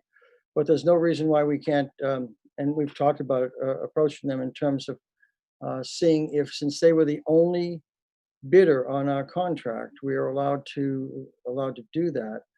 And Ingrid and I will approach them and see if they're willing to negotiate. Yeah, I would strongly encourage that. I think that's for everybody's benefit because we are going to be in a hole, and then it only makes sense for them to help us out a little bit as well because we helped them out last time. Who is on deck? Sean? Yeah, Ingrid, when does this become a serious problem with ridership? So right now you said that we can accommodate 50%. We're talking like 55% or something, and then it's just, we're at a point of no return. Well, we can put 25 kids on a bus, Okay. and that's pretty much it. You know, gone are the days we can squeeze 3 little kids on a seat, or those days that, you know, between sports where it got really tight on a few days. I mean, you know, this is serious and we're taking it serious. So that's why really until we have the survey results tomorrow, and then we're going to open up bus registration by the end of the week for families, and they will have to register, as Bill put in his notice to all the families that went out today. Everyone needs to register the bus just like in the past. Obviously, you know, there are certain, based on if you're more than, you know, K6, more than 2 miles away from the school, it is no fee. And then everyone else, there is a bus fee. And it just, I hate speaking in hypotheticals, Ingrid, but like, No. let's say that we do get to a point where we cannot accommodate everyone, just so we're clear, so that would be the higher levels. We'd have to contact families, what, in a lottery system or something, and say that you're not eligible. Right, it might have to be, you know, first ones who registered. Okay. A first come, first serve some, or a lottery. I mean, you know, we'd come back to you and come up with you know, as fair a way that we could. Okay. And again, that's 7 and up. 7 to 12 is everyone pays, and we are not obligated to transport them. Obviously, our goal is to transport all our students that want to ride the bus. Right. Because I'm concerned if we hit a point where things get better and I guess we'd know at least for this semester, right, that the ridership would be stagnant. It couldn't go up this semester. Is that what I'm hearing you? Because you'd have to opt into this semester, right? Unless we had excess capacity. Okay. Okay. And again, it's just something we don't know quite yet. Right. There was a question from online, Ingrid, about for both the bus fee and the parking fee, are these non-refundable fees, even if there was, say, a shutdown partway through the fall, and we did revert to remote learning? Are these non-refundable for the first semester? Again, in the end of it, like with our lengthy refund discussion last spring, you know, it would be something that is in your purview to decide. So it's really my recommendation that it's non-refundable, but you know, obviously, I think it's something that we really need to make a call when we know a little more. If school shuts down 1 week after we start, then that's a different story than if we shut down, you know, a week before the traditional winter break. But for the moment, at least, we're considering these non-refundable fees, but of course, subject to change. Subject to change, right? Such is the theme of the year. There was also a suggestion from someone online that I guess there should be a suggestion for Principal Antonelli that you might want to consider color coding the passes and have one color for seniors and one color for juniors. I'm guessing you were already thinking that. I see the thumbs up. A great recommendation this morning. I appreciate the parent that reached out. Again, it takes a community effort here. So I spoke with Mr. Ware, who orders the passes, and we're going to do that. So juniors will have a different color than the seniors. Yeah. Great recommendation. Yeah, thank you for being flexible and creative and taking some pressure off the buses by letting juniors who do have licenses potentially park. Any other questions, Avery? It's so weird for you to point that way because you're right there next to me. But anyway, 2 questions. Have we looked at transportation and AM, PM, and whether those loads are going to vary? I mean, right now we're just saying, do you want to ride the bus? Have we thought about, I can drop them off in the morning, but I've got to get a ride home on the bus for them? And 2, when, Bill, do we think we're going to have start times tacked down? Because what if we have a high schooler who could drive another sibling, but only if the times line up? And then if not, then they'd have to take the bus. We'll have the times in about a week and a half. And the variability of ridership should not be as great under these conditions with no sports and minimal after-school activities. Those are the activities that really can create variability between ridership in the morning and ridership in the afternoon. Historically, for many of the sports seasons at Westford Academy, the ridership in the afternoon is lighter, with teams, students staying after for practice. We don't know if sports will actually start up this fall or not. And so there should be a more consistent pattern of ridership in AM and PM. I'm thinking based on parental work schedules, not Right. necessarily our activities. Mom and dad can drop off at 7 or 8 for most schools, but can't pick up at 12 or 2 or whatever time it is. And I believe the bus guidelines, I mean, we are requiring an assigned seat. So you're paying for the seat, and I suppose it's, the family's decision whether you use it or not.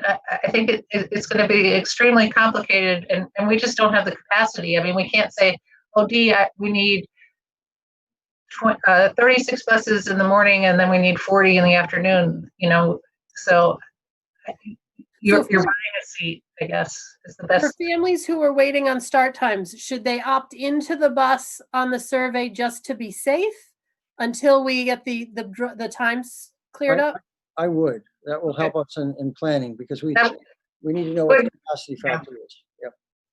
I mean, the survey for the bus is non-binding, so I think it would be a great recommendation if you're on the fence to say yes. It's non-binding, but it would give us really our worst case scenario. Thank you. In the sense of, or not worst case, but our highest capacity number. Okay. You can always work down. We just can't add.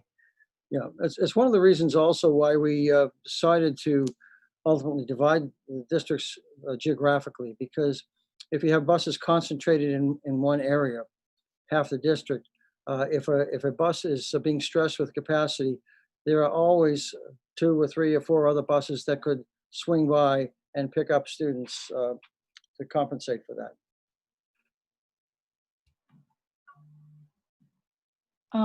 Any other questions from the committee?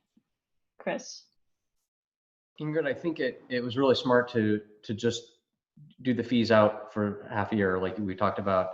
Any thought, or can you briefly talk about the decision to make the bus fee $150 when I think we said the original year bus fee was going to be $325.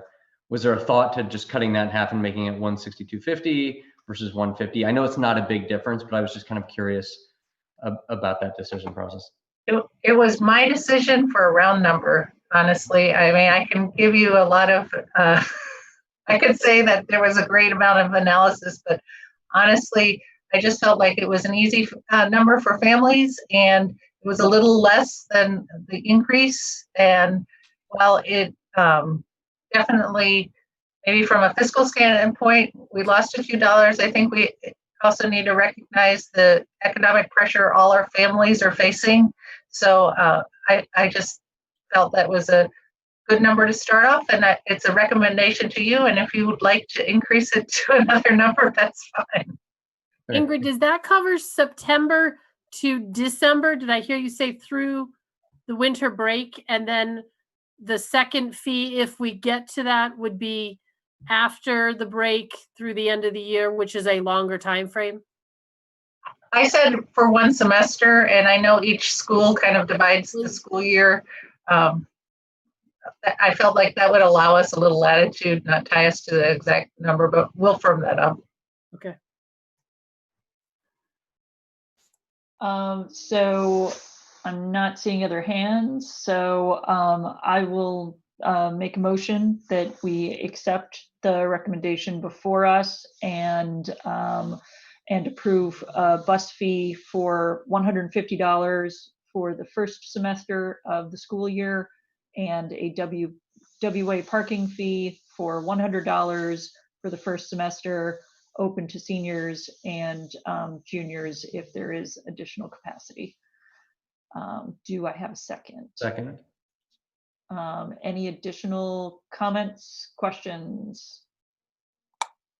Okay, seeing none, vote to Avery. Aye. Chris? Aye. Alicia? Aye. Ming Chen? Aye. Sean? Aye. Valerie? Aye. And I would also be aye. So that is a unanimous vote. Thank you for all the thought that went into that and the preparation, Ingrid, and thank you for your flexibility, Principal Antonelli.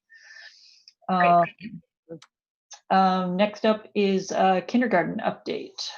Yes, I'll start off. Carrie and I will kind of tag team on this one. As you know, we will not be offering full-day kindergarten, and that presented a dilemma to us in terms of what happens with the full-day kindergarten staff.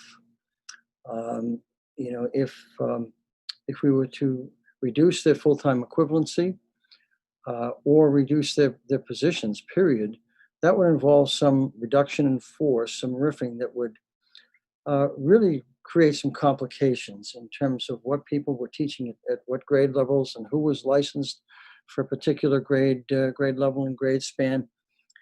So, as you know, the staff will be teaching 0.6 to this point in time, this point in planning. Not one half. We said 0.6 because with the early release schedule, each day is for the kindergartners 40 minutes longer than the conventional kindergarten day. So each person who is full-time would be 0.6. What we have come up with is a plan to continue to employ the kindergarten staff for the remainder of the day in an intervention type role in varying capacities based on student needs. A lot of the focus would be on students who will be going into first grade and second grade, students who many of the teachers, if not most of them, have known. And with the 3 to 4 month period that we had last spring, which was fully remote, we are making an assumption, and I think a correct assumption, that there are a number of students who could use some additional academic service beyond that which our math interventionists and reading interventionists would provide to them in terms of greater numbers of students. And we think this makes great sense. You know, we would be losing revenue between $450,000 and $500,000 without the full day programming. However, by using the staff in a non-conventional manner, in other words, adding on some responsibilities, even though consistent with a teaching responsibility that we ordinarily do not have, we think it's eligible for reimbursement under the CARES Act because it's something that's above and beyond what we have traditionally presented in terms of role of grade 1, grade 2 intervention, and perhaps some kindergarten intervention also. So, Carrie, if you want to take it from there in terms of any additional information that we have talked about from an academic perspective. Sure. We just feel as though programmatically there is an appropriate but temporary need for this type of addition. The fact that we had our students, youngest students, kind of put a hold on the formal instruction back in March, we know that the summer slide is exacerbated due to that situation. So we think that having kind of all hands on deck and having additional intervention supports for our younger learners, first graders, maybe second graders, in addition to offering some interventions for our current kindergarten students, because a lot of times, not all the time, but a lot of times we tend to funnel our intervention services to first grade and second grade because of the nature of how kindergarten is taught. And this would provide an opportunity for some additional support for even kindergarten students. And while, yes, that means beyond the day for kindergarten students, it might be in that kind of afternoon session where in grades 1 through 12, there's this pod B who gets the live remote. There could be groups of kindergarten students who are asked, and parents may say no, to be clustered in for some additional double and triple doses of their literacy and math instruction. So we really want to have this opportunity to help plug in some of the additional regression that we know will take place because of these circumstances. And we have wonderful interventionists right now, literacy specialists right now, but they are working in, based on normal circumstances with how many students we tend to see each year, and it's staffed based on that. And we know that these are not normal circumstances. So to have additional staff who are certified and certainly qualified to run some extra sessions with students, we think would be of great use of those staff members. And many of them have great knowledge of the students who they will be working with because they've worked with them previously. So they know their strengths and needs, and we think that's a great advantage here. I will let you know that we did meet with all the kindergarten staff this afternoon. They were pleased with this plan. We did meet with the union representatives this morning, and they were also quite pleased with this idea.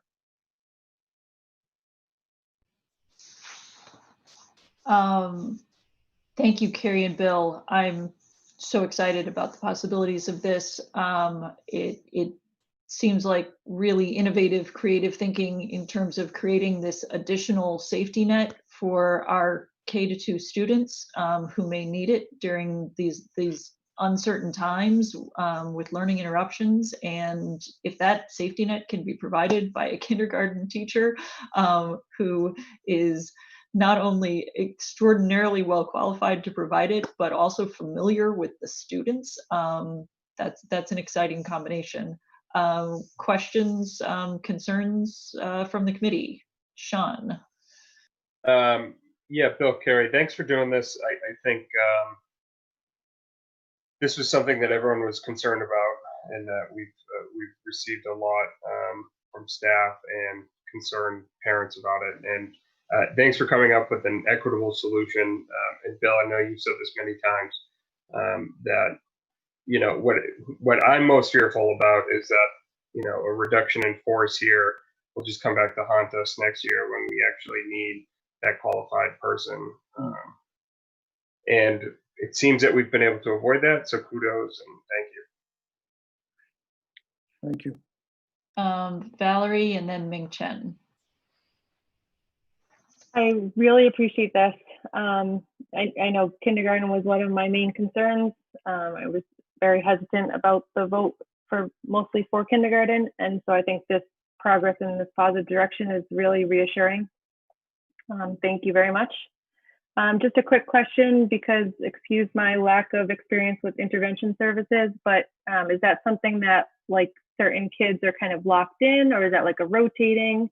Do you envision it being kind of ad hoc or like kind of steady? I don't know if that comes out right. Yeah, so the students will be identified, and we are starting the discussion tomorrow with the coordinators on what does identifying mean. We've got to talk about how to do assessments and what assessments should look like in this type of setting. We are looking at some of our assessments are one-on-one, and if we feel as though they can still be done effectively remotely in some version, then we're even thinking about having to get the year started before we've identified who would need intervention services, having the kindergarten teachers, instead of going one-on-one, one at a time with students during that precious time that they have them in person, maybe we can schedule time so that they're doing that remotely live with students after school, meaning after the kindergarten school day too, which will then not take away from the in-person time the way it typically does. It usually takes quite a while for each teacher to assess the students. But then, yes, once a student is identified, and we'll just be able to cast that kind of bigger net into who we end up picking up for interventions, then they would be routine, and certainly parents could opt out, but they would be routinely seen by the kindergarten teachers or whatever interventionists they have, math interventionists, reading interventionists, or literacy specialists. So that is routine. The whole point is to try to provide the students with the skills to fill those gaps so that they return back to tier 1, which is the general ed instruction, what every student gets. And so we do hope that they're temporary, but by temporary, that could mean 2 weeks, it could mean 5 weeks, it could mean 10 weeks, and it could mean longer based on the student needs. So the idea would be that these clusters of students who are picked up by interventionists do stick with that interventionist for a period of time until they sort of exit out, versus it's not going to be, these kindergarten teachers getting a random group of kids that they don't know one day and then a new random group of kids. They'll start to establish a rapport with these students. And so it will be consistent, but all tier 2 and tier 3 is intended to be short term. All right, who was on deck? I think I've lost track. Any other hands, questions? I know one question I had seen is, and I think this is really just a clarification, is that so now the model that we're looking at, regardless of whether students are in the hybrid program or in the remote learning academy, all kindergartner students are going to be receiving the same amount of instruction. And we're no longer going to have any differentiation between our half-day K and our full-day K, correct? That's right. Correct. So the question that was online, and I'm sure the question that's on the mind of many parents, is will we now be issuing refunds on any deposits that have been paid for full day K parents on behalf of their students so far? So yes, we just needed to finalize this decision, and then the business office will work with the schools to issue those refunds. The only payment that we've taken so far has been the initial deposit, which generally is the $420. So we'll work with the schools to start that process. Just the caveat, we have to put every one of those families in as vendors, and that it's quite a process, so it may take 3 or 4 weeks just with our warrant process as well. So Ingrid, to issue those refunds, do you need a vote from the committee this evening to start that process? I think that would be good. Additional questions, comments? Valerie? Sorry, just to overly clarify, is the families don't need to contact. This isn't like the opt-in refund. Okay, thanks. No, sorry, I shook my head. No, we're going to just automatically, the schools maintain the lists of who paid, and we have backup lists. So it's just, organizing it and getting it all through the warrant process. I did just get a text from Ming Chen. He did apparently lose his internet, but he did want to send a question or a comment. So this is text from Ming Chen. We're using technology creatively here. Thanks for thinking out of the box for kindergarten. How how confident are we for getting the CARES Act reimbursement? And would the teachers have a full 1.0 FTE workload with these interventionist services? Well, we're reasonably confident that since this would be somewhat of an add-on service, that it would be reimbursable under the CARES Act.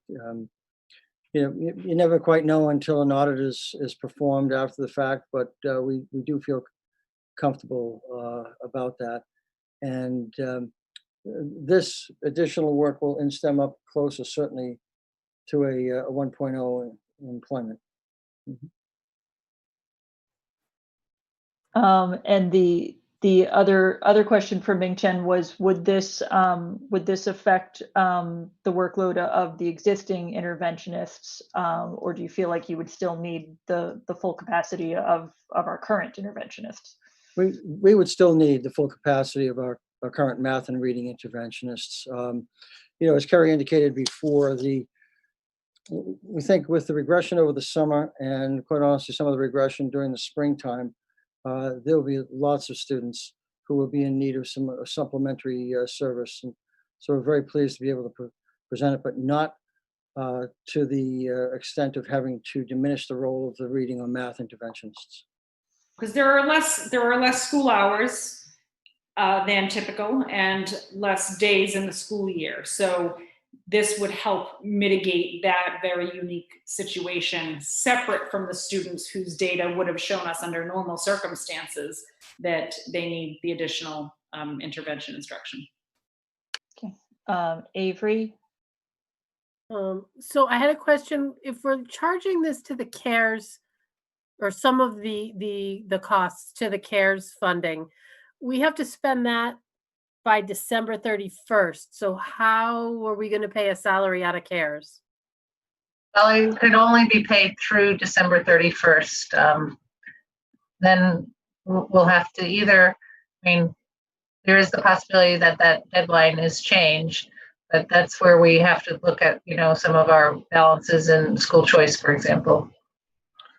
Yeah, we are also anticipating another stimulus package to come out of Congress. As you know, nothing has happened at this point in time, but there has been talk about, and here's where I would encourage everyone to contact the congressional delegation, talk about covering lost revenues, which is extraordinarily important to every community across the country. Alicia, did I see a hand? Nope. Chris? Yeah, just again, applaud you guys for the outside the box thinking on this. And then addressing a question I saw online, which is about kindergarten assessment, how that's being handled this year. We're meeting tomorrow and starting those discussions. We want to see which assessments are most appropriate for the given situation, which can be done remotely, so that we could try to keep the assessments out of the precious time that the students have in class with their teachers. So that's something that's under development and will be part of the 2 weeks back. Once we kind of finalize that, it'll be part of the 2 weeks back with staff when we'll be discussing with the kindergarten staff. And that actually goes up through all elementary levels, and what our assessment looks like to understand the baseline to assess where their skills are coming in, because generally speaking, they'll be different than typical first graders going into second grade, or kindergarten going into first grade. Oh, Ming Chen, you're back. Welcome back, Ming Chen. We can never trust the internet. Avery. So to piggyback on Chris and the evaluations, I know the social and emotional subcommittee had talked about evaluations and potentially holding off on those that they felt they could for a number of weeks, so that we could really focus on assessing the emotional well-being of our students coming back into this. And I know we were going to be looking at purchasing a tool that we were going to use. Is that still the plan? It sounds like we're going to move right ahead into kindergarten assessments, but maybe hold off. Well, there may very well be some assessments, but we just talked again this morning about the social emotional component, and we have purchased that program. So that will be very much in play. Yes, what we don't want to do is scare the kids off. All They right. have not been in school for, starting in first grade since March, and come in and kind of the assessment police come marching in, and we don't look like that anyway, but we certainly don't want to give that feel. So we've just got to be cognizant of what we do. We really want to spend more time at the beginning of the year building relationships, making people feel comfortable, having students understand what the new but temporary norm is and how those procedures. So we'll make sure that we are providing some TLC as we welcome them in, and don't just assume they know the routine and now it's time for you to do, your one-on-one assessment with me. So we just want to make sure that it's balanced. But as Bill mentioned, that we did move ahead and purchase the assessment tool for understanding the social emotional well-being of students, and it comes with a great toolbox. So we've got time carved out on, I think it's the first Thursday that the teachers return, designated solely for that, to help provide some professional development there. And I think tomorrow afternoon I have a meeting with the company just to understand it better. So yeah, we will certainly be cognizant of that. Yeah. So this solution is certainly great news, and it keeps our kindergarten team intact, which is super important for the possibility that we might be able to make a full return to school later in the school year. Having that kindergarten team intact gives us a lot more flexibility at that point. Also, we're keeping that team, that high quality team, intact for future years. So I'm happy to see that solution. It also is providing this additional safety net for students who may need it because of all the disruptions due to COVID. The question online, which may be just reiterating some things that have been stated previously about the hybrid model, but for kindergarten students who are enrolled in the hybrid model and therefore receiving in-person instruction during the first half of the day, are those students going to have any either teacher or TA contact during their alternate weeks when they're doing asynchronous instruction at home for the week? Oops, I'm muted, Carrie. Carrie, you're on mute. So it's the same as what was presented previously. We will have the TA do a morning check-in with that home pod for students who are in their remote week. We are also scheduling, which will not impact everybody, but on top of that, any interventions that are provided by MIs, RIs, or literacy specialists will occur and be scheduled on those at-home weeks too. So the students who need that will get that during their B week, I guess we're calling it. So the more routine for everybody is that morning meeting type of launch with the TA, the classroom TA. And for kindergarten students, and again, this is just a clarification because I think everyone's trying to figure out how this all works. For kindergarten students who are enrolled in the Remote Learning Academy, they would be following the same pattern, is that they'd be receiving live instruction, and then the yes, except we'll look at that. The difference with the Remote Learning Academy at the kindergarten level is because it's a shorter school day for the students, they don't get any live time on that off week, which happens currently. So if there's a way that there's a remote learning teacher and we can build in some more contact on that off week, then we will certainly try to do that. Any additional questions? If not, I would, I'd like to make a motion that we do authorize refunds to any payments that have been made by parents so far for full day K, since we are unable to offer that program this year. Second. Any questions or further discussion on that motion? Okay, then I'll call for the vote. Avery, Aye. Chris? We may have momentarily lost Chris. Ming Chen, No, aye. Alicia, Aye. Sean, Aye. Valerie. Aye. Oh, Chris is back. Chris. Aye, sorry. Okay, I know I did that out of order. Did I get everybody? I'm also an aye, so that would be unanimous. And Ingrid, thank you for undertaking that, and you can begin that process. I'm sure our full day K parents will appreciate it, but we do ask for their patience because it will be a process. It's like. Thank you very much. The next topic on our agenda is the annual building tour, and we kind of got a preview on what that might look like from Chris's question earlier. As you know, in prior years, we have done the building tour on a Saturday after school opens. But I'm going to recommend to you that we do the building tour before school opens.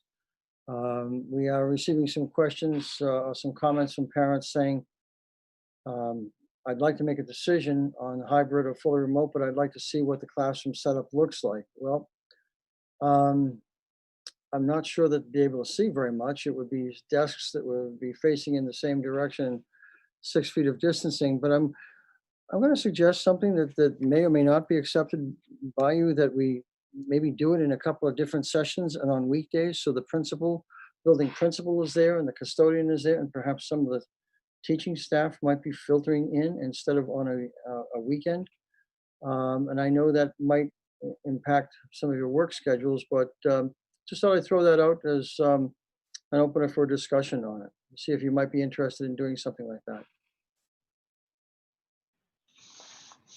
I know we'd also kind of thrown out the possibility that if we were going to be trying to visit a couple of schools in a morning, that we might also be able to get a bus and have that experience of riding a bus between the various locations and see what that socially distanced bus ride is like. I think that would be really instructive for the committee, and we could in turn share that experience with the community.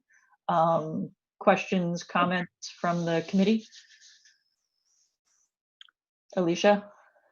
I think this is a fantastic idea, and thank you for being open to it. I know we have some members who do work during the day most weekdays. Maybe we could take videos for you and share them with you, but I think this is important because up until now, everything is hypothetical. Everything is on paper. And I think for us to be able to speak as informed as we possibly can about this, being able to see this in action is very important. So I'm very appreciative that we're going to be able to do this. And the bus is a very good idea, because what we'll be doing is when students load a bus in the morning, they will be loading, starting at the back of the bus, and then loading will be progressing forward so that no students pass each other. In disembarking the bus, those students up front will leave first, so that whether it's entering a bus or exiting the bus, it'll be minimal passing of students from by each other. So we're all going to have to learn how to follow directions. We'll see if we can handle that one. Other questions, comments? Avery? So every stop the bus makes, the driver has to get out and put some kind of steps in the back and put the kid on through the back door?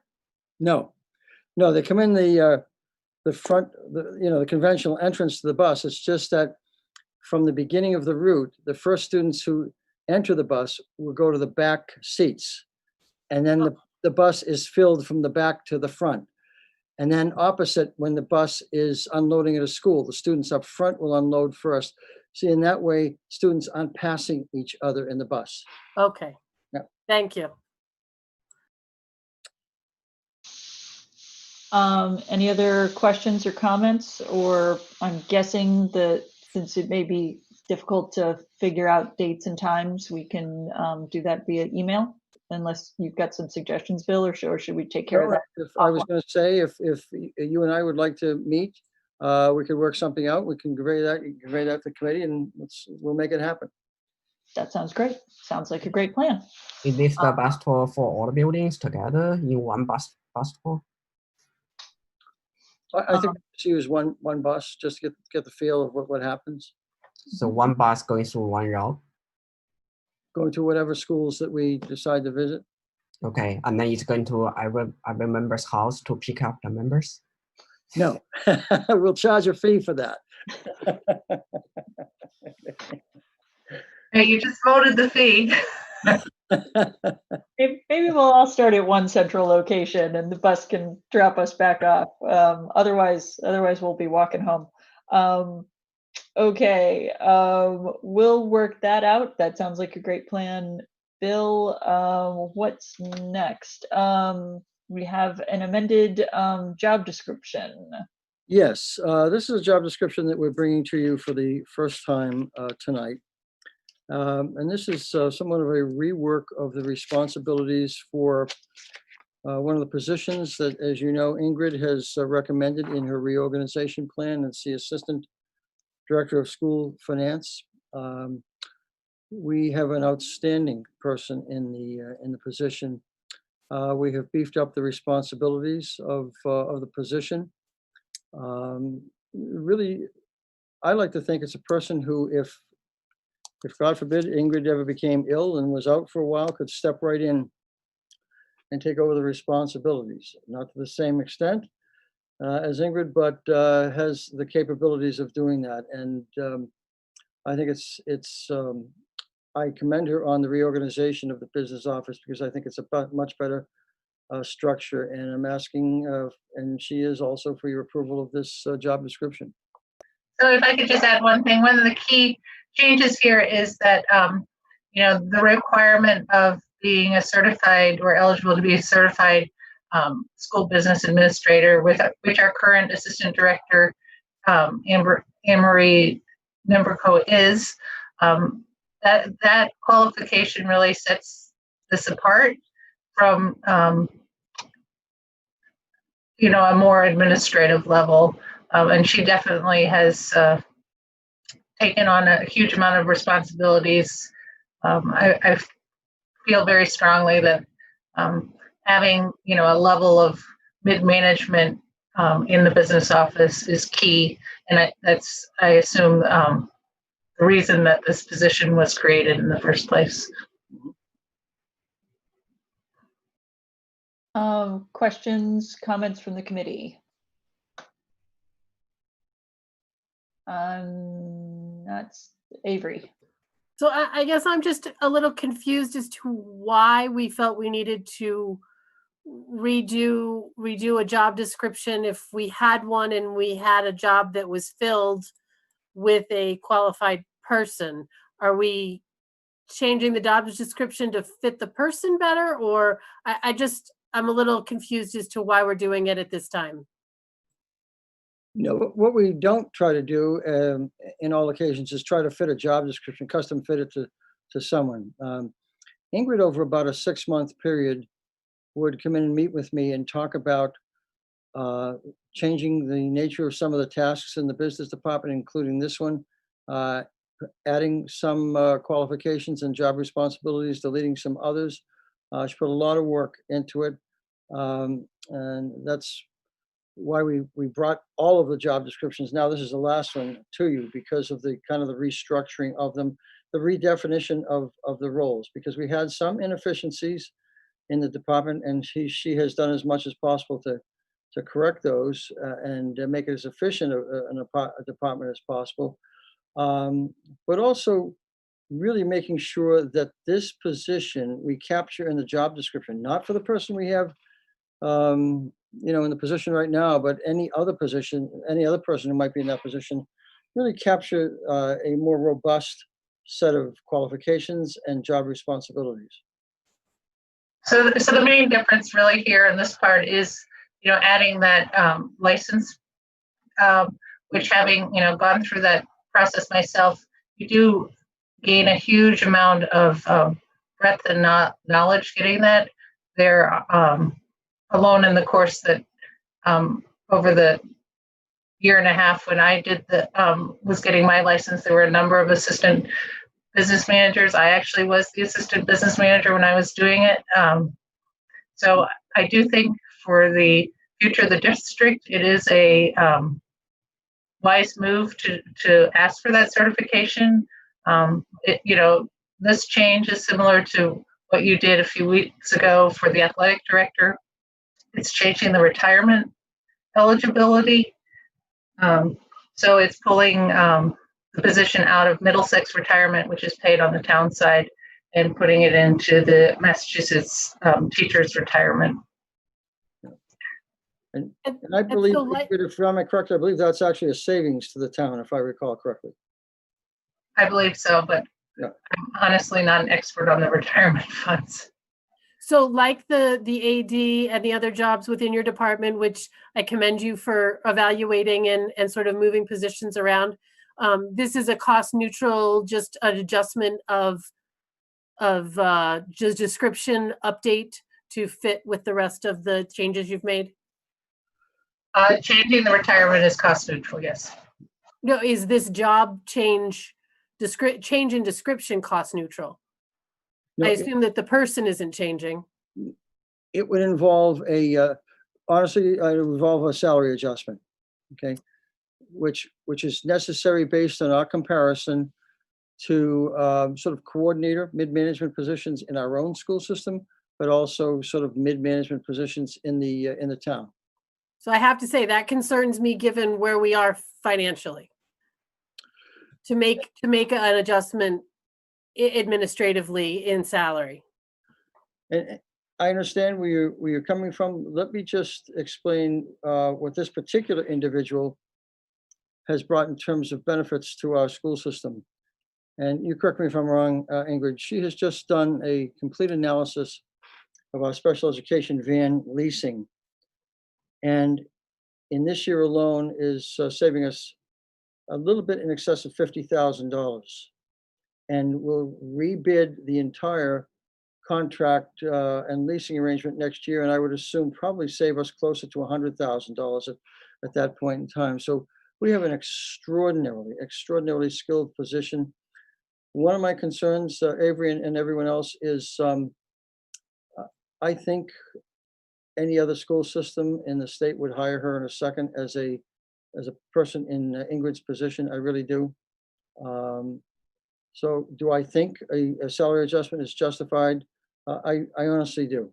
And I know what you're saying about a difficult year. We have made no adjustments to any other administrator and administrative salary. You've asked me that previously. I mentioned that this person is the only one.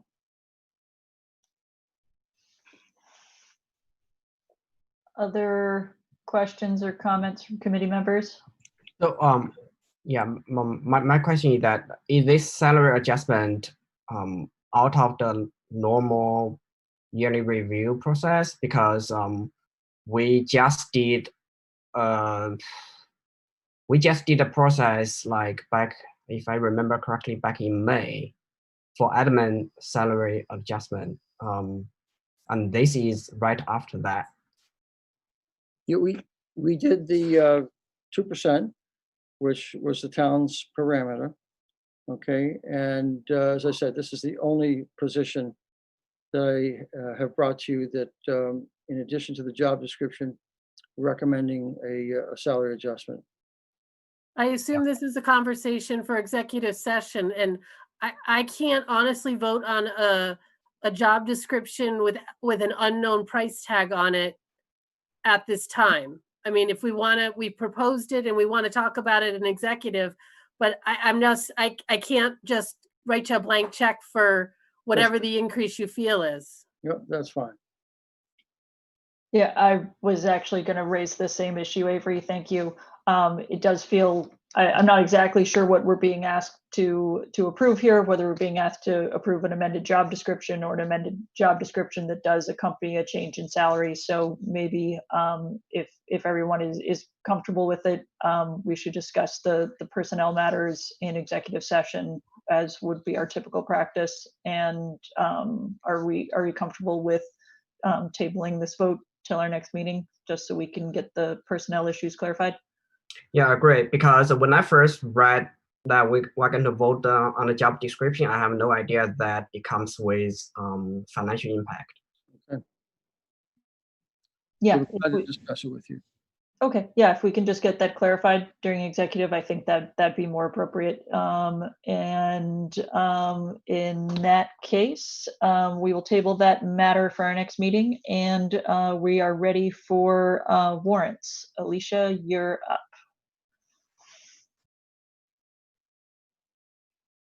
Okay, first up, we have payroll warrant number 2108 SP dated August 20th of 2020 in the amount of $376,328.60. Sorry, motion to approve. Do we have a second? Second. I'm not sure who won there, Avery or Chris. Okay, roll call vote. Avery, Aye. Chris, Aye. Alicia, Aye. Ming Chen, Aye. Sean, Aye. Valerie, Aye. and I would also approve, so that is unanimous. And the next one, Alicia, Motion to approve expense warrant number 2108-SE dated August 20th of 2020 in the amount of $280,471.25. and do I have a second? Second. And roll call vote. Avery, Aye. Chris, Aye. Alicia, Aye. Ming Chen, Aye. Sean, Aye. Valerie, Aye. and I also approve, so that is also unanimous. It's getting late. Last one, minutes. Motion to approve school committee meeting minutes, regular session, August 5th, 2020. And do I have a second? I will actually second, but I also do have an amendment. There was a slight name misspelling. Medha Palnati's first name was misspelled. Her first name is spelled Medha, and we're all working on getting names correct. So if we could correct that in the minutes, and is that a friendly amendment, Alicia? Alicia? So motion to approve Yes. as amended. As amended. And then I will second. Avery, Aye. Chris, Aye. Alicia, Aye. Ming Chen, Aye. Sean, Aye. Valerie, Aye. and I would also approve. So that is unanimous. And our final vote of the evening, Alicia. Motion to adjourn to executive session to discuss strategy with respect to non-union contract negotiations and Unit A collective bargaining, and an open meeting may have a detrimental effect on the bargaining positions with respect to these matters. The committee will not return to public session. And do I have a Second. second? Thank you, Valerie. And roll call, Avery, Aye. Chris, Aye. Alicia. Aye. I think I saw an aye. Ming Chen, Aye. Sean, Aye. Valerie, Aye. and I am also an And do I have a aye. The committee will not return to public session. Thank you to everyone who stayed this long, and have a good evening. Aye.